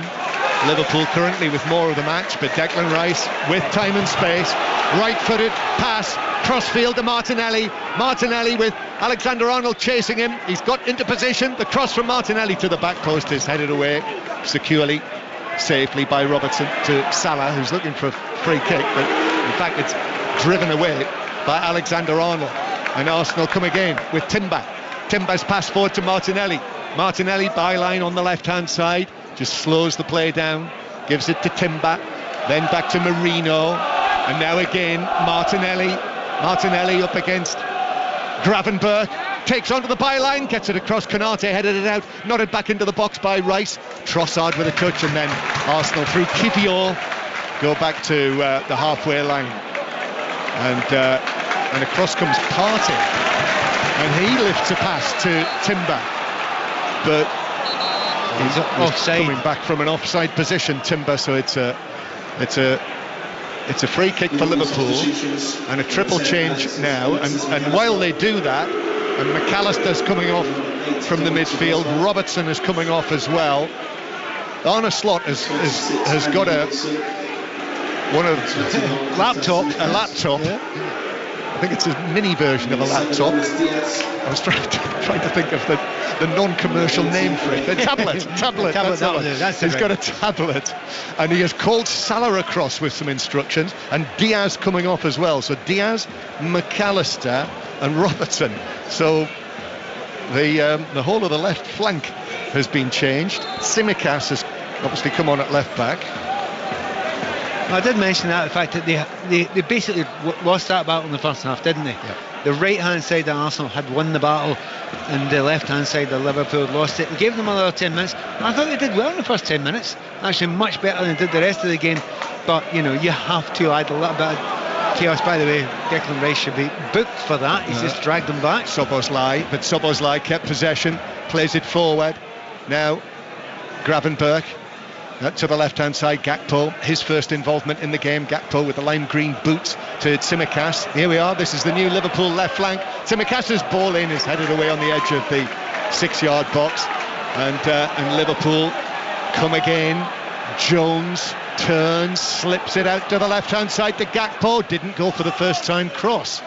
Actually plays it back towards the corner of the area. A plaintive call from the Arsenal supporters in front of us. Cross to the back post from Gakpo. That's headed away by Timber. Back and fit for Arsenal, just like Saka. Salah back for Alexander-Arnold. Low ball in at sort of chest height. That's headed away, stretching header away by Kivior. Arsenal up against it here, Pat. Yeah, a little bit of pressure on him. It's natural. You're a goal up, you just sit back a little bit, but you shouldn't sit back too far. Jones, Gakpo's cross. That's hooked away by Rice. Really difficult spell for Arsenal, this. As Gakpo's cross is blocked by Partey, and Partey is able to get enough on that and take it away from the Liverpool Dutchman. And actually Arsenal now in danger of losing it, centre field, which they do. That might have been a foul. In fact, play continues, but Gravenberch goes for goal from best part of 25 yards and blazes it wild and wide for a goal kick. And Arsenal continue to lead 2-1 with 25 minutes to go. Yeah, it has been changing balance all the way through this game. Certainly at the end of the first half you thought Arsenal absolutely in a driving seat, but it's not looked like that in the second half. A couple of changes here, now the personnel changes as well as the system change. That's really made a difference, but of course Arsenal will know that if they can drive into those areas, get Saka on the ball. Obviously they want to get Martinelli on the ball because with his pace as well. So they're taking chances, Liverpool, but they need to. I think that's a yellow card for Raya for time wasting. Remember Manchester City? Yeah. Well, Anthony Taylor has not hung about before showing a yellow card to the Arsenal goalkeeper. So Raya is yellow carded. Arsenal 2, Liverpool 1. 5 Live and the World Service from the BBC. Free kick given against Marino. Free kick for Liverpool just inside their own half.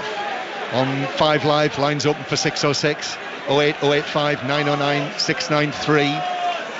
All of the football details from today you'll find on the BBC Sport website on the football pages. Phil McNulty and Alex Howell are here. They'll be writing about this match of the day too, for the highlights tonight on BBC One or any time on iPlayer, and the Football Daily podcast in the morning. And of course, if you've got a smart speaker, you can listen to our commentaries via your smart speaker. Just say play Radio 5 Live. Here's Jones for Liverpool, who is just nudged over. Free kick for Liverpool. Set piece chance. They like them in these sort of areas. Now, Trent Alexander-Arnold he's sauntering over, but he's not making a big effort to go over, so it may well be that Tsimikas takes it from that left-hand side, although the saunter has now turned to a jog. So Trent might take it. It's all about delivery, as we know, and in the first half, as we said, and we will reiterate, Rice delivery phenomenal. Can Trent do the same? I suspect he can. Yeah, and this is the defence now, as we say, without Saliba or the injured Gabriel. Alexander-Arnold waits over there on the far side. Right-footed ball in, comes up an Arsenal head which took it right across the box, misjudged by Martinelli up against Salah, but the Brazilian was able to overhead kick it away, and then there's a high foot from Gravenberch that, well, Trossard, I'm not sure how strongly the connection was made on his face or chest or whatever it was, but it was a high ball, and it's a free kick that is given by But we've not seen the replay, but do you think he did get it in the face? I think it was a high foot that kicked the ball into Trossard's face. So he didn't get kicked in the face. Got hit in the face. As ever, I suspect he'll survive. They need to calm it down a bit. Well, I understand that players go down. He's complaining to the referee that the ball hit him in the face. And that's not a foul when the ball hits you in the face. No, it's not. Definitively, it's not a foul. But while Liverpool have had more of the match in the second half, they're not exactly knocking. It's not like David Raya is making save after save. In fact, I'm not sure he's made one. No. To be honest, it's been okay. It's been an improvement from the latter part of the first half. But, they will take more and more chances as the game goes by. Yeah. He's not made a save in the second half, I should say. As he has one for Nunez to chase, and that's turned out of play into the Liverpool supporters. Many of them will have gone to Leipzig in the week. The expenses is extraordinary now if you want to follow one of the top clubs. As Liverpool with Jones playing it out to Gakpo again on the left. Gakpo then back to Tsimikas. He puts his foot on the ball, a little touch from him. Jones again. Liverpool trying to knock it around, trying to get some pace into this attack from left to right. Little laboured. Salah puts his left foot on the ball and passes it back to Alexander-Arnold. First time infield. Gravenberch is there. His influence is growing on the game. Gravenberch. Now Gakpo again receives it from Tsimikas, then cuts back down the line, finds Van Dijk. Arsenal have got everyone in their defensive third now. No one left up. Into the penalty area to Salah, tees it back. Szoboszlai just wafts his right foot at the ball. He was looking for Nunez at the back post, but nowhere near him, all the way through for a goal kick. It wasn't brilliantly controlled when it got to the final third, but you get the feeling, remember looking back at Arsenal playing against Manchester City with 10 men and defending deep, it's as if Arsenal thought, alright, we can do that. Yeah, if we need to do that in a certain situation, okay, we'll just take a little bit of pressure. We're good defenders, but that was with a whole different back line, wasn't it? And it's whether this back line can stay as concentrated. Yep, Calafiori was part of that, wasn't he, that day? I think it was his first start, wasn't he, when he scored? Yeah. So excitingly, and obviously Saliba and Gabriel.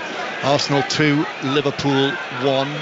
08085 909 693 to join in with Robbie Savage and Chris Sutton.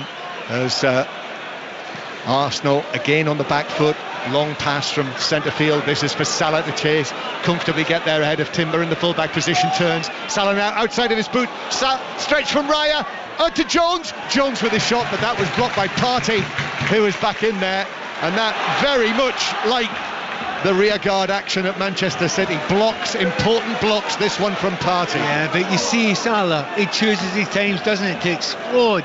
Pace was brilliant there, gets to the byline, outside of the left foot. Very few players could put that as they did, right to the back post. Couldn't get anyone onto it, but you're right, they're going to have to defend now. Again, Salah again. They're looking at Salah now. They're expecting and hoping from him, but that was excellently defended by Martinelli back there against Salah. And another Arsenal player has sat down. Timber, of course, has only just come back. And I think that is cramp. That's what it looks like. Yeah, he's leaning forward and he's pulling the toes of his boots. I have to say, I'm so slightly shocked when players get cramp. I really am. When you say shocked, do you mean suspicious? Well, hanging on to a 2-1 lead. Oddly enough, if you come back for a bit of an injury and all the rest of it, but I haven't played an entire career and probably got it 2 or 3 times. And if you're a midfielder, you're hammering up and down all the time. You think you could just about manage a game, and it's not as if we've got to the 90th minute yet. No, and he did go down during the course of the action, a move. He may have got a kick, you never know. I think Liverpool are perhaps thinking about another change. Arsenal leading 2-1. We are into the last 20 minutes now, and Liverpool don't give the ball back to Arsenal immediately, but then after the throw is taken to Konate, it's driven forward. Possibly Arne Slot was booked there. We'll check on that. I think that would be a second yellow card of the season. There's Arsenal break away down the right-hand side into the penalty area. Liverpool stretching here, but Kelleher's able to come out. It was Havertz, really quick break down the right-hand side into the penalty area, but defenders were back and it just overran it through to Kelleher. He's got really good pace, Kai Havertz, but he weirdly doesn't use it that often. if you've got that kind of long stride, you fly forward, you think you try it more often, but he wants the ball at his feet as much as anything else. But in that occasion, almost got to the byline, and Arsenal will be making a change in a few moments. Yeah, and it's going to be young Miles Lewis-Skelly, the 18-year-old, who is going to come on. So my guess would be that Timber is not going to be able to finish the match. That's quite a big call against Mo Salah, isn't it just? Here's Martinelli beats Alexander-Arnold for Arsenal. A third goal would help with that, and on the edge of the area Konate comes in with a challenge, wins it, and then draws the foul. Konate fouled by Merino, and it is a free kick to Liverpool, and Arne Slot was booked there, so a yellow card for not only his assistant Sipka Hulshoff, but now the man himself, Arne Slot, his second yellow card after he was booked last Sunday in the match against Chelsea. He'll be sitting up in the stand with us next time. Not careful. Is it 3 usually? Well, you're up in the stand. I think it's 3, isn't it? Yeah. So Liverpool start again from inside their own half. 5 Live and the World Service from the BBC. A hectic spell coming up. 5 Live. You'll hear the budget with us on Wednesday. Liverpool lose possession to Declan Rice. Now out to the right-hand side. Saka, who's been very quiet, right-footed cross from him, headed up in the air by Konate. It should be caught by Kelleher, and the Arsenal fans at that end feeling that Konate was impeding Havertz as the ball was hanging in the air, but the Liverpool goalkeeper has caught it and has got it safely in his hands. I mean, Liverpool, you see, gave the ball away. It was Trent Alexander-Arnold who tried to play a 60-yarder, which went 30 yards to an opponent, so can't do that. This time you could lose it. Havertz, 25 yards out, now Trossard whips it to Martinelli in the area, but a heavy touch from him presented it to Konate, who was able to volley it out of play, and Timber is down on the pitch again, and I think Arsenal are going to have to make that change now. Yeah, it's quite obvious now that in that right hand side Trent Alexander-Arnold is now no longer getting back, so he's asking Konate to come out and play right full back as well. So basically it's a back three they're playing, that's the way it looks just now. But he had to come out there and time that well there, but once again Konate did. Yeah, they're having he's going to leave the field, so that's it for Jurriën Timber on his comeback, and Miles Lewis-Skelly coming on for only his 5th appearance of the season, having made his debut. He actually made his debut, if you remember, in that 2-2 at Manchester City, but he's coming on here to play as the left back against Mo Salah. Now, welcome to the Premier League big time, mate. I know he's had a few appearances, but that's a big call. Funnily enough, he's the same height roughly as Mo Salah, and sometimes players of that ilk don't always like that. Well, there speaks the voice of experience. Yeah, absolutely, I always liked playing against taller players. Always loved it. Arsenal 2, Liverpool 1. Something to do with the turning circle. Exactly. The ball's down in the full-back position, so I'm going to have to stand up here because everyone to our left is standing up. Arsenal winning it back on the edge of the box. Merino, they wanted him to shoot, plays it back, and then Havertz from inside the D just had a snapshot, swung his left foot at it, but well wide and high. Yeah, I mean, he doesn't take a chance. The ball's bouncing in front of him. It's going to have to be something special to get it down there. But it's a decent strike, but not quite on target. It's been a weird game. And also, Lewis-Skelly, Zinchenko's on the bench, but Mikel Arteta has gone with the 18-year-old, although Zinchenko has been uncomfortable in the past against Salah and actually made it known. Well, it's not what you do. You do not let somebody you're playing against know that you do not enjoy playing against them. No. So the ball bounces out of play deep inside the Liverpool half. 5 Live, as I say, we'll have coverage of the budget on Wednesday, the US elections, everything's ramping up there, and we'll have a special programme on election night, which is Tuesday the 5th from 10 o'clock that night. And one other thing, a big radio event today. It's the end of the road for Johnny Walker, one of the great radio DJs, his final programme on Radio 2, which don't go and listen to it now. You can go and listen back to it on BBC Sounds, and what a man he's been. Here's Konate playing the ball out to the right hand side. Salah Back to Jones, but Jones just dwelt, and it was played forward by Trossard off Jones. And belief is growing here among the Arsenal supporters that they're going to be able to down Liverpool. But still, best part of 15 minutes to play, given added time to come. Liverpool win it back inside their own half.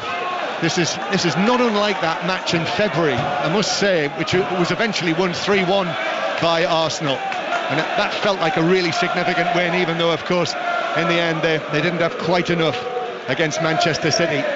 Here is Jones. Then infield towards Szoboszlai.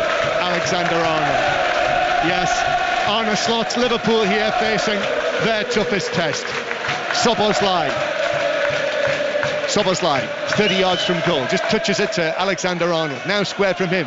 Gravenberch turns it across to Tsimikas. Now here's Gakpo, way over on the left-hand side, in the full-back position, but forced back to take it further away from goal. Right-footed ball in, that's headed away by Ben White and chested down by Bukayo Saka, who digs the pass away up towards Havertz, very much as the lone striker, desperately trying to win the free kick, goes to ground, doesn't get it. Gravenberch, now to Tsimikas. Anthony Taylor was having none of that. Gakpo, back to Gravenberch again. Gravenberch, but it's a packed Arsenal backline. If you remember at Manchester, at the Etihad Stadium, they weren't able to hold out. John Stones got that late equaliser, but this could be different because it's here at the Emirates. And they've got the extra man. They've got 11 men on the pitch this time, which does make a difference. Great point. As Alexander-Arnold, it'll need to be better than that for Liverpool. He overhit the pass over the top of Salah, and it bounces through. And then I'm not sure what his gesture there was, Alexander-Arnold. But anyway, it's a goal kick to Arsenal. I think we can call it frustration, and I think we certainly can call it that because, even though Liverpool have got more of the ball in this second half, there's periods you'd expect a bit more urgency. This is a massive game. You do not want to let Arsenal get away from you, and even a point would be a good point, certainly. Right now it would be a good point, but it's quite laboured, that build-up, isn't it? It's not been zipped about at all. They do look a couple of tired players out there for Liverpool. Yeah. And Arsenal will break. Saka, Lewis Skelly then forward to Martinelli, tried to take it on as he was slightly behind him and he tried to drag it into his path, but there were two Liverpool defenders there and he was dispossessed. If he'd been able to get the right touch, he would have been away. Alexander-Arnold over the top. Nunez races onto this in the area. He squares it. Salah! 2-2 on the left foot of Mo Salah. And he slides away on his knees. What a moment that is. And the delivery comes from Liverpool's top scorer.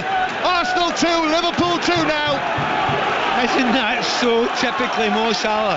And to be honest, with both of them as well, they've got very, very little out of Nunez today on the ball, but he's chased. He finally gets down to an angle. Most strikers shoot for there, don't you? It's an angle, but most strikers will shoot from there. Nunez doesn't. He looks up and he sees the perfect pass into Mo Salah and onto his left foot. And they've just made that change at left full back there, and Salah has completely left the youngster. And the youngster's not within 10 yards of him.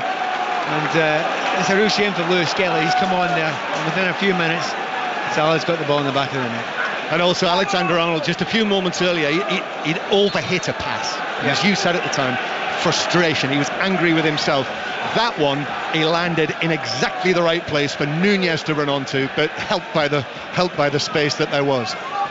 Well, a fantastic moment there for the game. On balance, they just about deserve it without being brilliant again, but being the better team slightly in the second half, Liverpool. And that sitting back a little bit and just trying to soak it up, it's not really worked for Arsenal today. Yeah, and the question is, are Arsenal going to be capable of changing the direction of the play in this second half?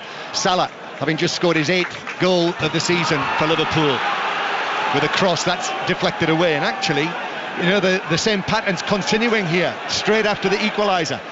Liverpool on the attack. Nunez's cross is headed away. Comes back for Arsenal on the edge of the box. Lewis Skelly passing it centrally to Trossard, who is dwelling on the ball. There's frustration here. You can hear some of the Arsenal fans banging against the wall behind us to our left. Eventually they come forward. Here is Bukayo Saka.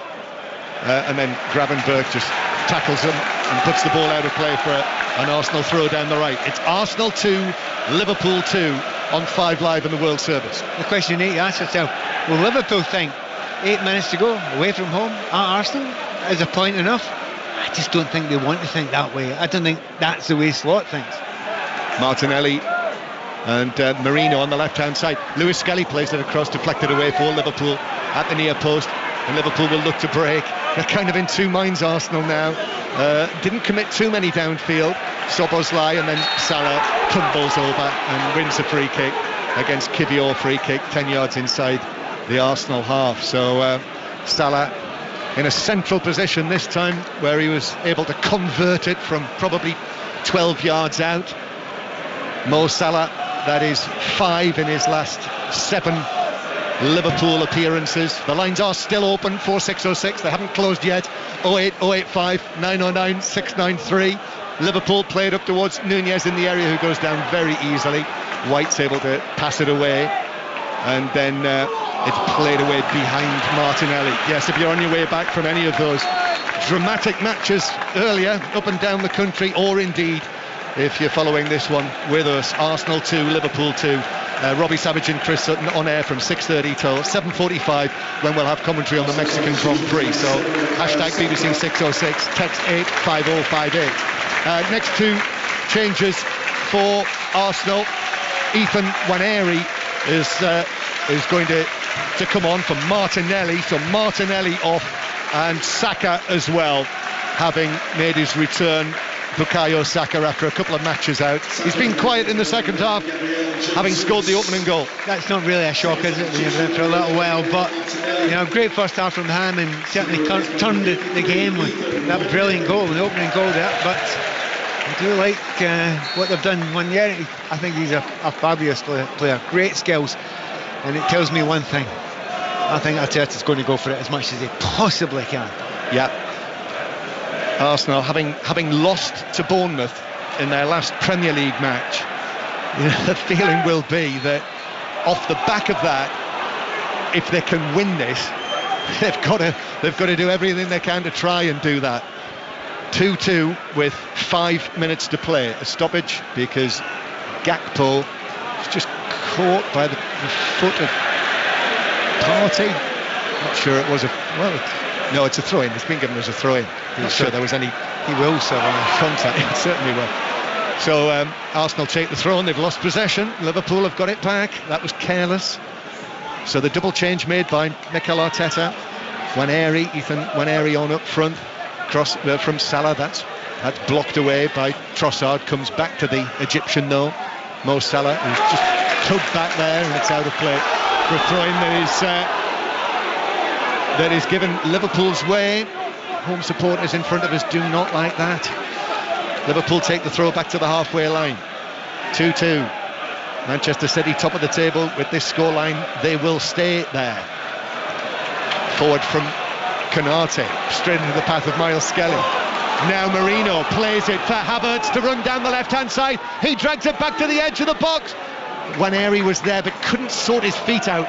He was thinking of the first time shot instead. Trossard plays it to Havertz, clips it to the back post, and the shot from Jesus arriving, the substitute, was blocked behind for a corner, and that was a crucial interception at the back post to deflect it behind. Well, the back line of Liverpool was an absolute shambles there, a real mess. There was about a 15-yard depth gap between Konate and Van Dijk. One goes to push up really, really high, the other one just goes and drops. You cannot do that against a team that's attacking against you. Liverpool are very lucky to get away with that. So the corner is going to be taken by the 17-year-old Nwaneri, who's over there on the far side. In this position, really, it's amazing, isn't it? Arsenal, usual Arsenal. Having thrown on an 18-year-old and a 17-year-old in this sort of position in a match of this size. So Nwaneri. But they love this corner. They absolutely love it. But it's not the usual corner kick taker, is it? No, Nwaneri, but the players gathered around the back post. Here's the delivery in, which is well headed away by Gravenberch. Out to Jesus. Brilliant. Still. And then shoots, but it was caught above his head by goalkeeper Kelleher. One of those ones, had it gone either side of him, it could have been very, very dangerous. This game's really livened up now. It really has. 2-2 after Mo Salah's equaliser. It's gone 1-0 Arsenal, 1-1, 2-1 Arsenal, 2-2, and now we're in the last 2.5 minutes of it. Absolutely fascinating. John, this has been a weekend with a lot of late goals. They sometimes come in clusters. They do, as Gakpo plays it back towards the halfway line. Both sides will be involved in Carabao Cup action. We'll have coverage, commentary, Wednesday night, Tuesday night, 5 Live and Sport Extra. There's a long pass from centre field for Liverpool from Gravenberch, just drifts away through for a goal kick. Wataru Endo is going to be the next Liverpool player to come on, and he's been beckoned forward now. I don't think it's going to be now. No, Arsenal have got this goal kick, which they take. Raya to his left to Kivior. Kivior chips it forward, but straight out of play. Groans from the home supporters. That won't help the Polish players' confidence. Liverpool take the throw quickly. What is beautiful about this is I think both sides fancy that they can win it. Yeah, they feel they can nick it. I mean, with Arsenal maybe specifically, they look most dangerous from corners and free kicks.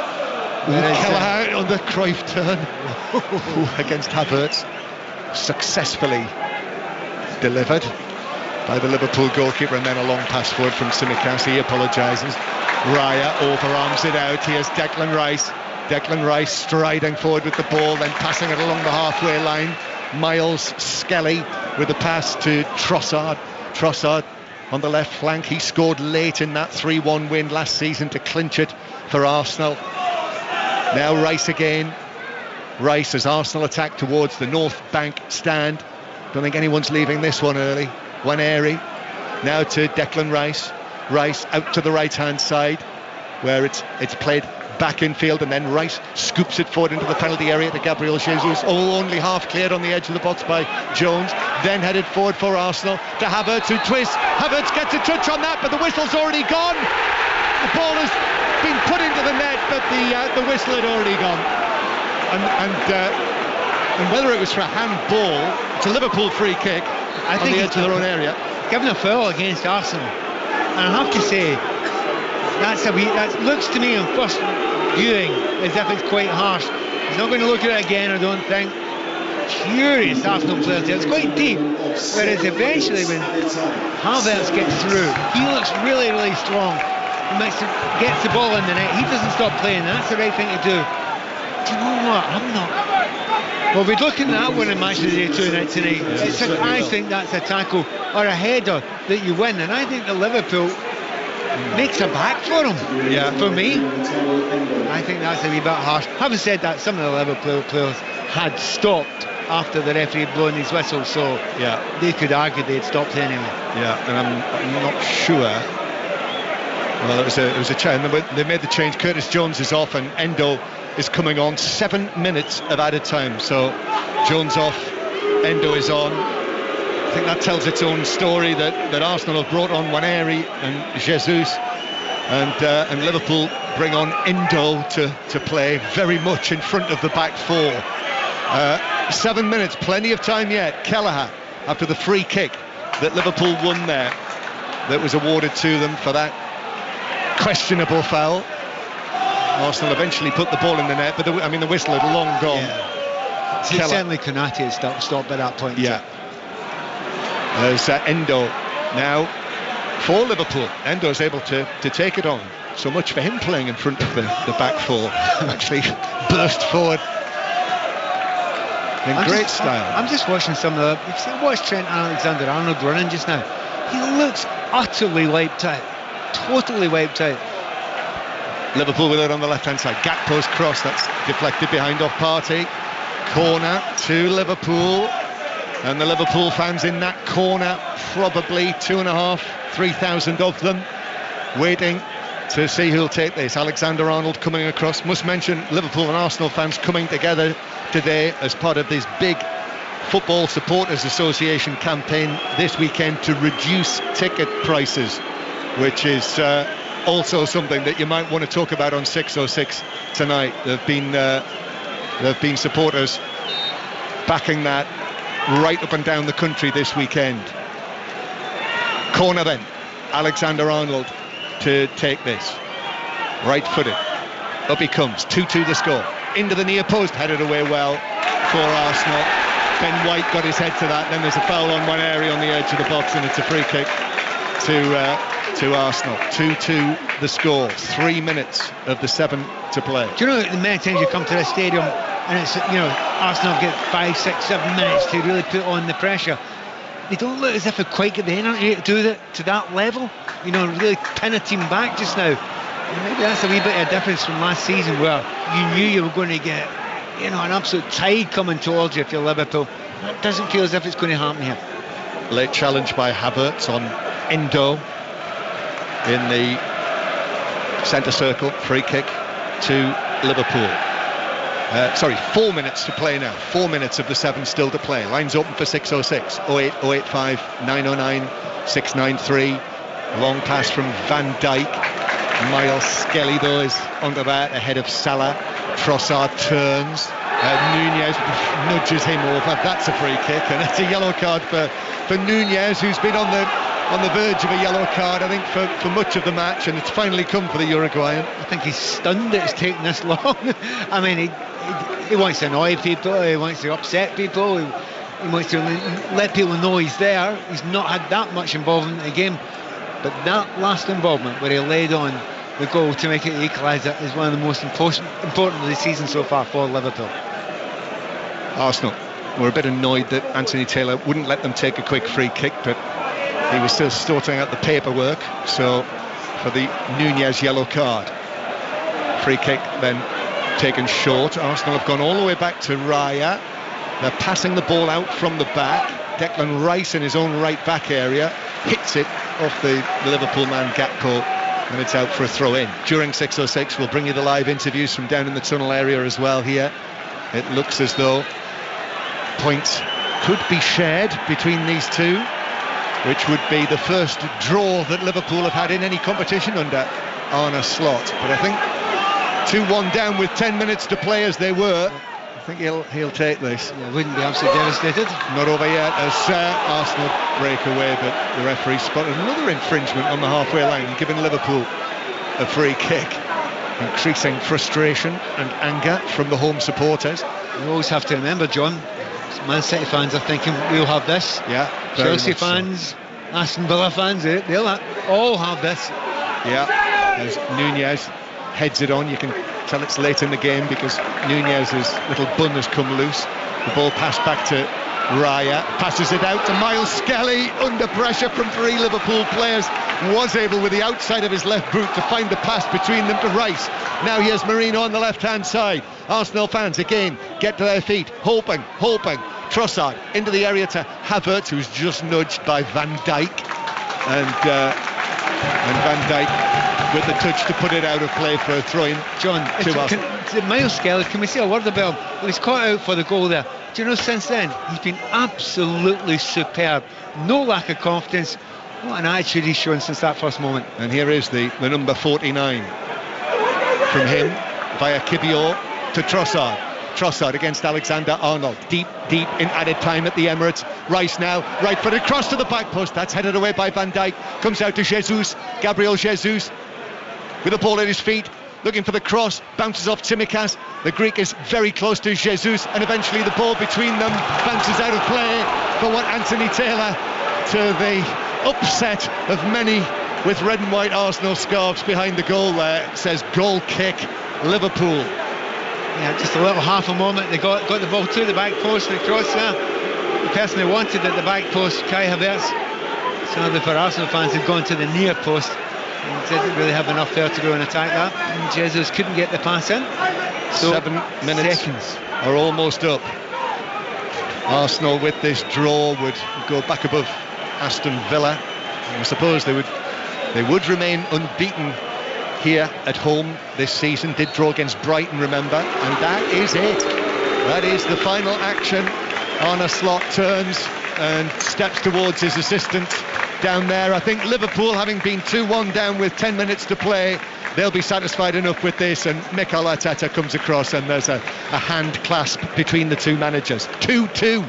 Pat Nevin. Now you know where this is going, don't you? Liverpool shaded the second half, but Arsenal shaded the first half. But in the end, Can any of them really make a big complaint about the fact that they didn't get 3 points? No, not really. There wasn't much between the two teams today. I think there were long periods where both teams actually looked quite tired, and again that underlines the amount of games that these players have been asked to play just now. And the biggest worry I suppose is for Arsenal. I mean, another centre-back getting injured just now, and the games are still coming thick and fast. However, 1-1, neither manager will be depressed when he goes to bed tonight. No, Liverpool having won every away match that they've played this season. It's the first time they've failed to win away from home this season, and that's the end of this winning run that they were on, and the players just coming together, and actually boos from towards the man, towards the Anthony Taylor, yeah. To be honest, it's very difficult to see he was massive fault for either team winning or losing. Both of them had maybe one each big calls that didn't go for them, but the Havertz one where he got in, and scored the goal, but by that time the whistle had long gone and it wouldn't have stood anyway. So there we are, 2-2 here at the Emirates. Lines are open. Robbie Savage and Chris Sutton will be on the air on 5 Live very shortly taking your calls. So 08085 909 693 to book your call with them. Hashtag BBC 606. Text 85058. The Mexican Grand Prix is to come. Commentary from 7:45. The NFL will be on Sports Extra from 8 tomorrow night on 5 Live. Alistair Bruce Ball is at the helm for the Monday Night Club with Chris Sutton, Dan Byrne and Adam Crafton, and we have Carabao Cup coverage and commentary for you on Tuesday and Wednesday night. Pat Nevin, thank you very much for your company here again this afternoon. So Robbie Savage and Chris Sutton standing by to take your calls on 606 after the news on 5 Live with Fraser Daneson. This is BBC Radio 5 Live.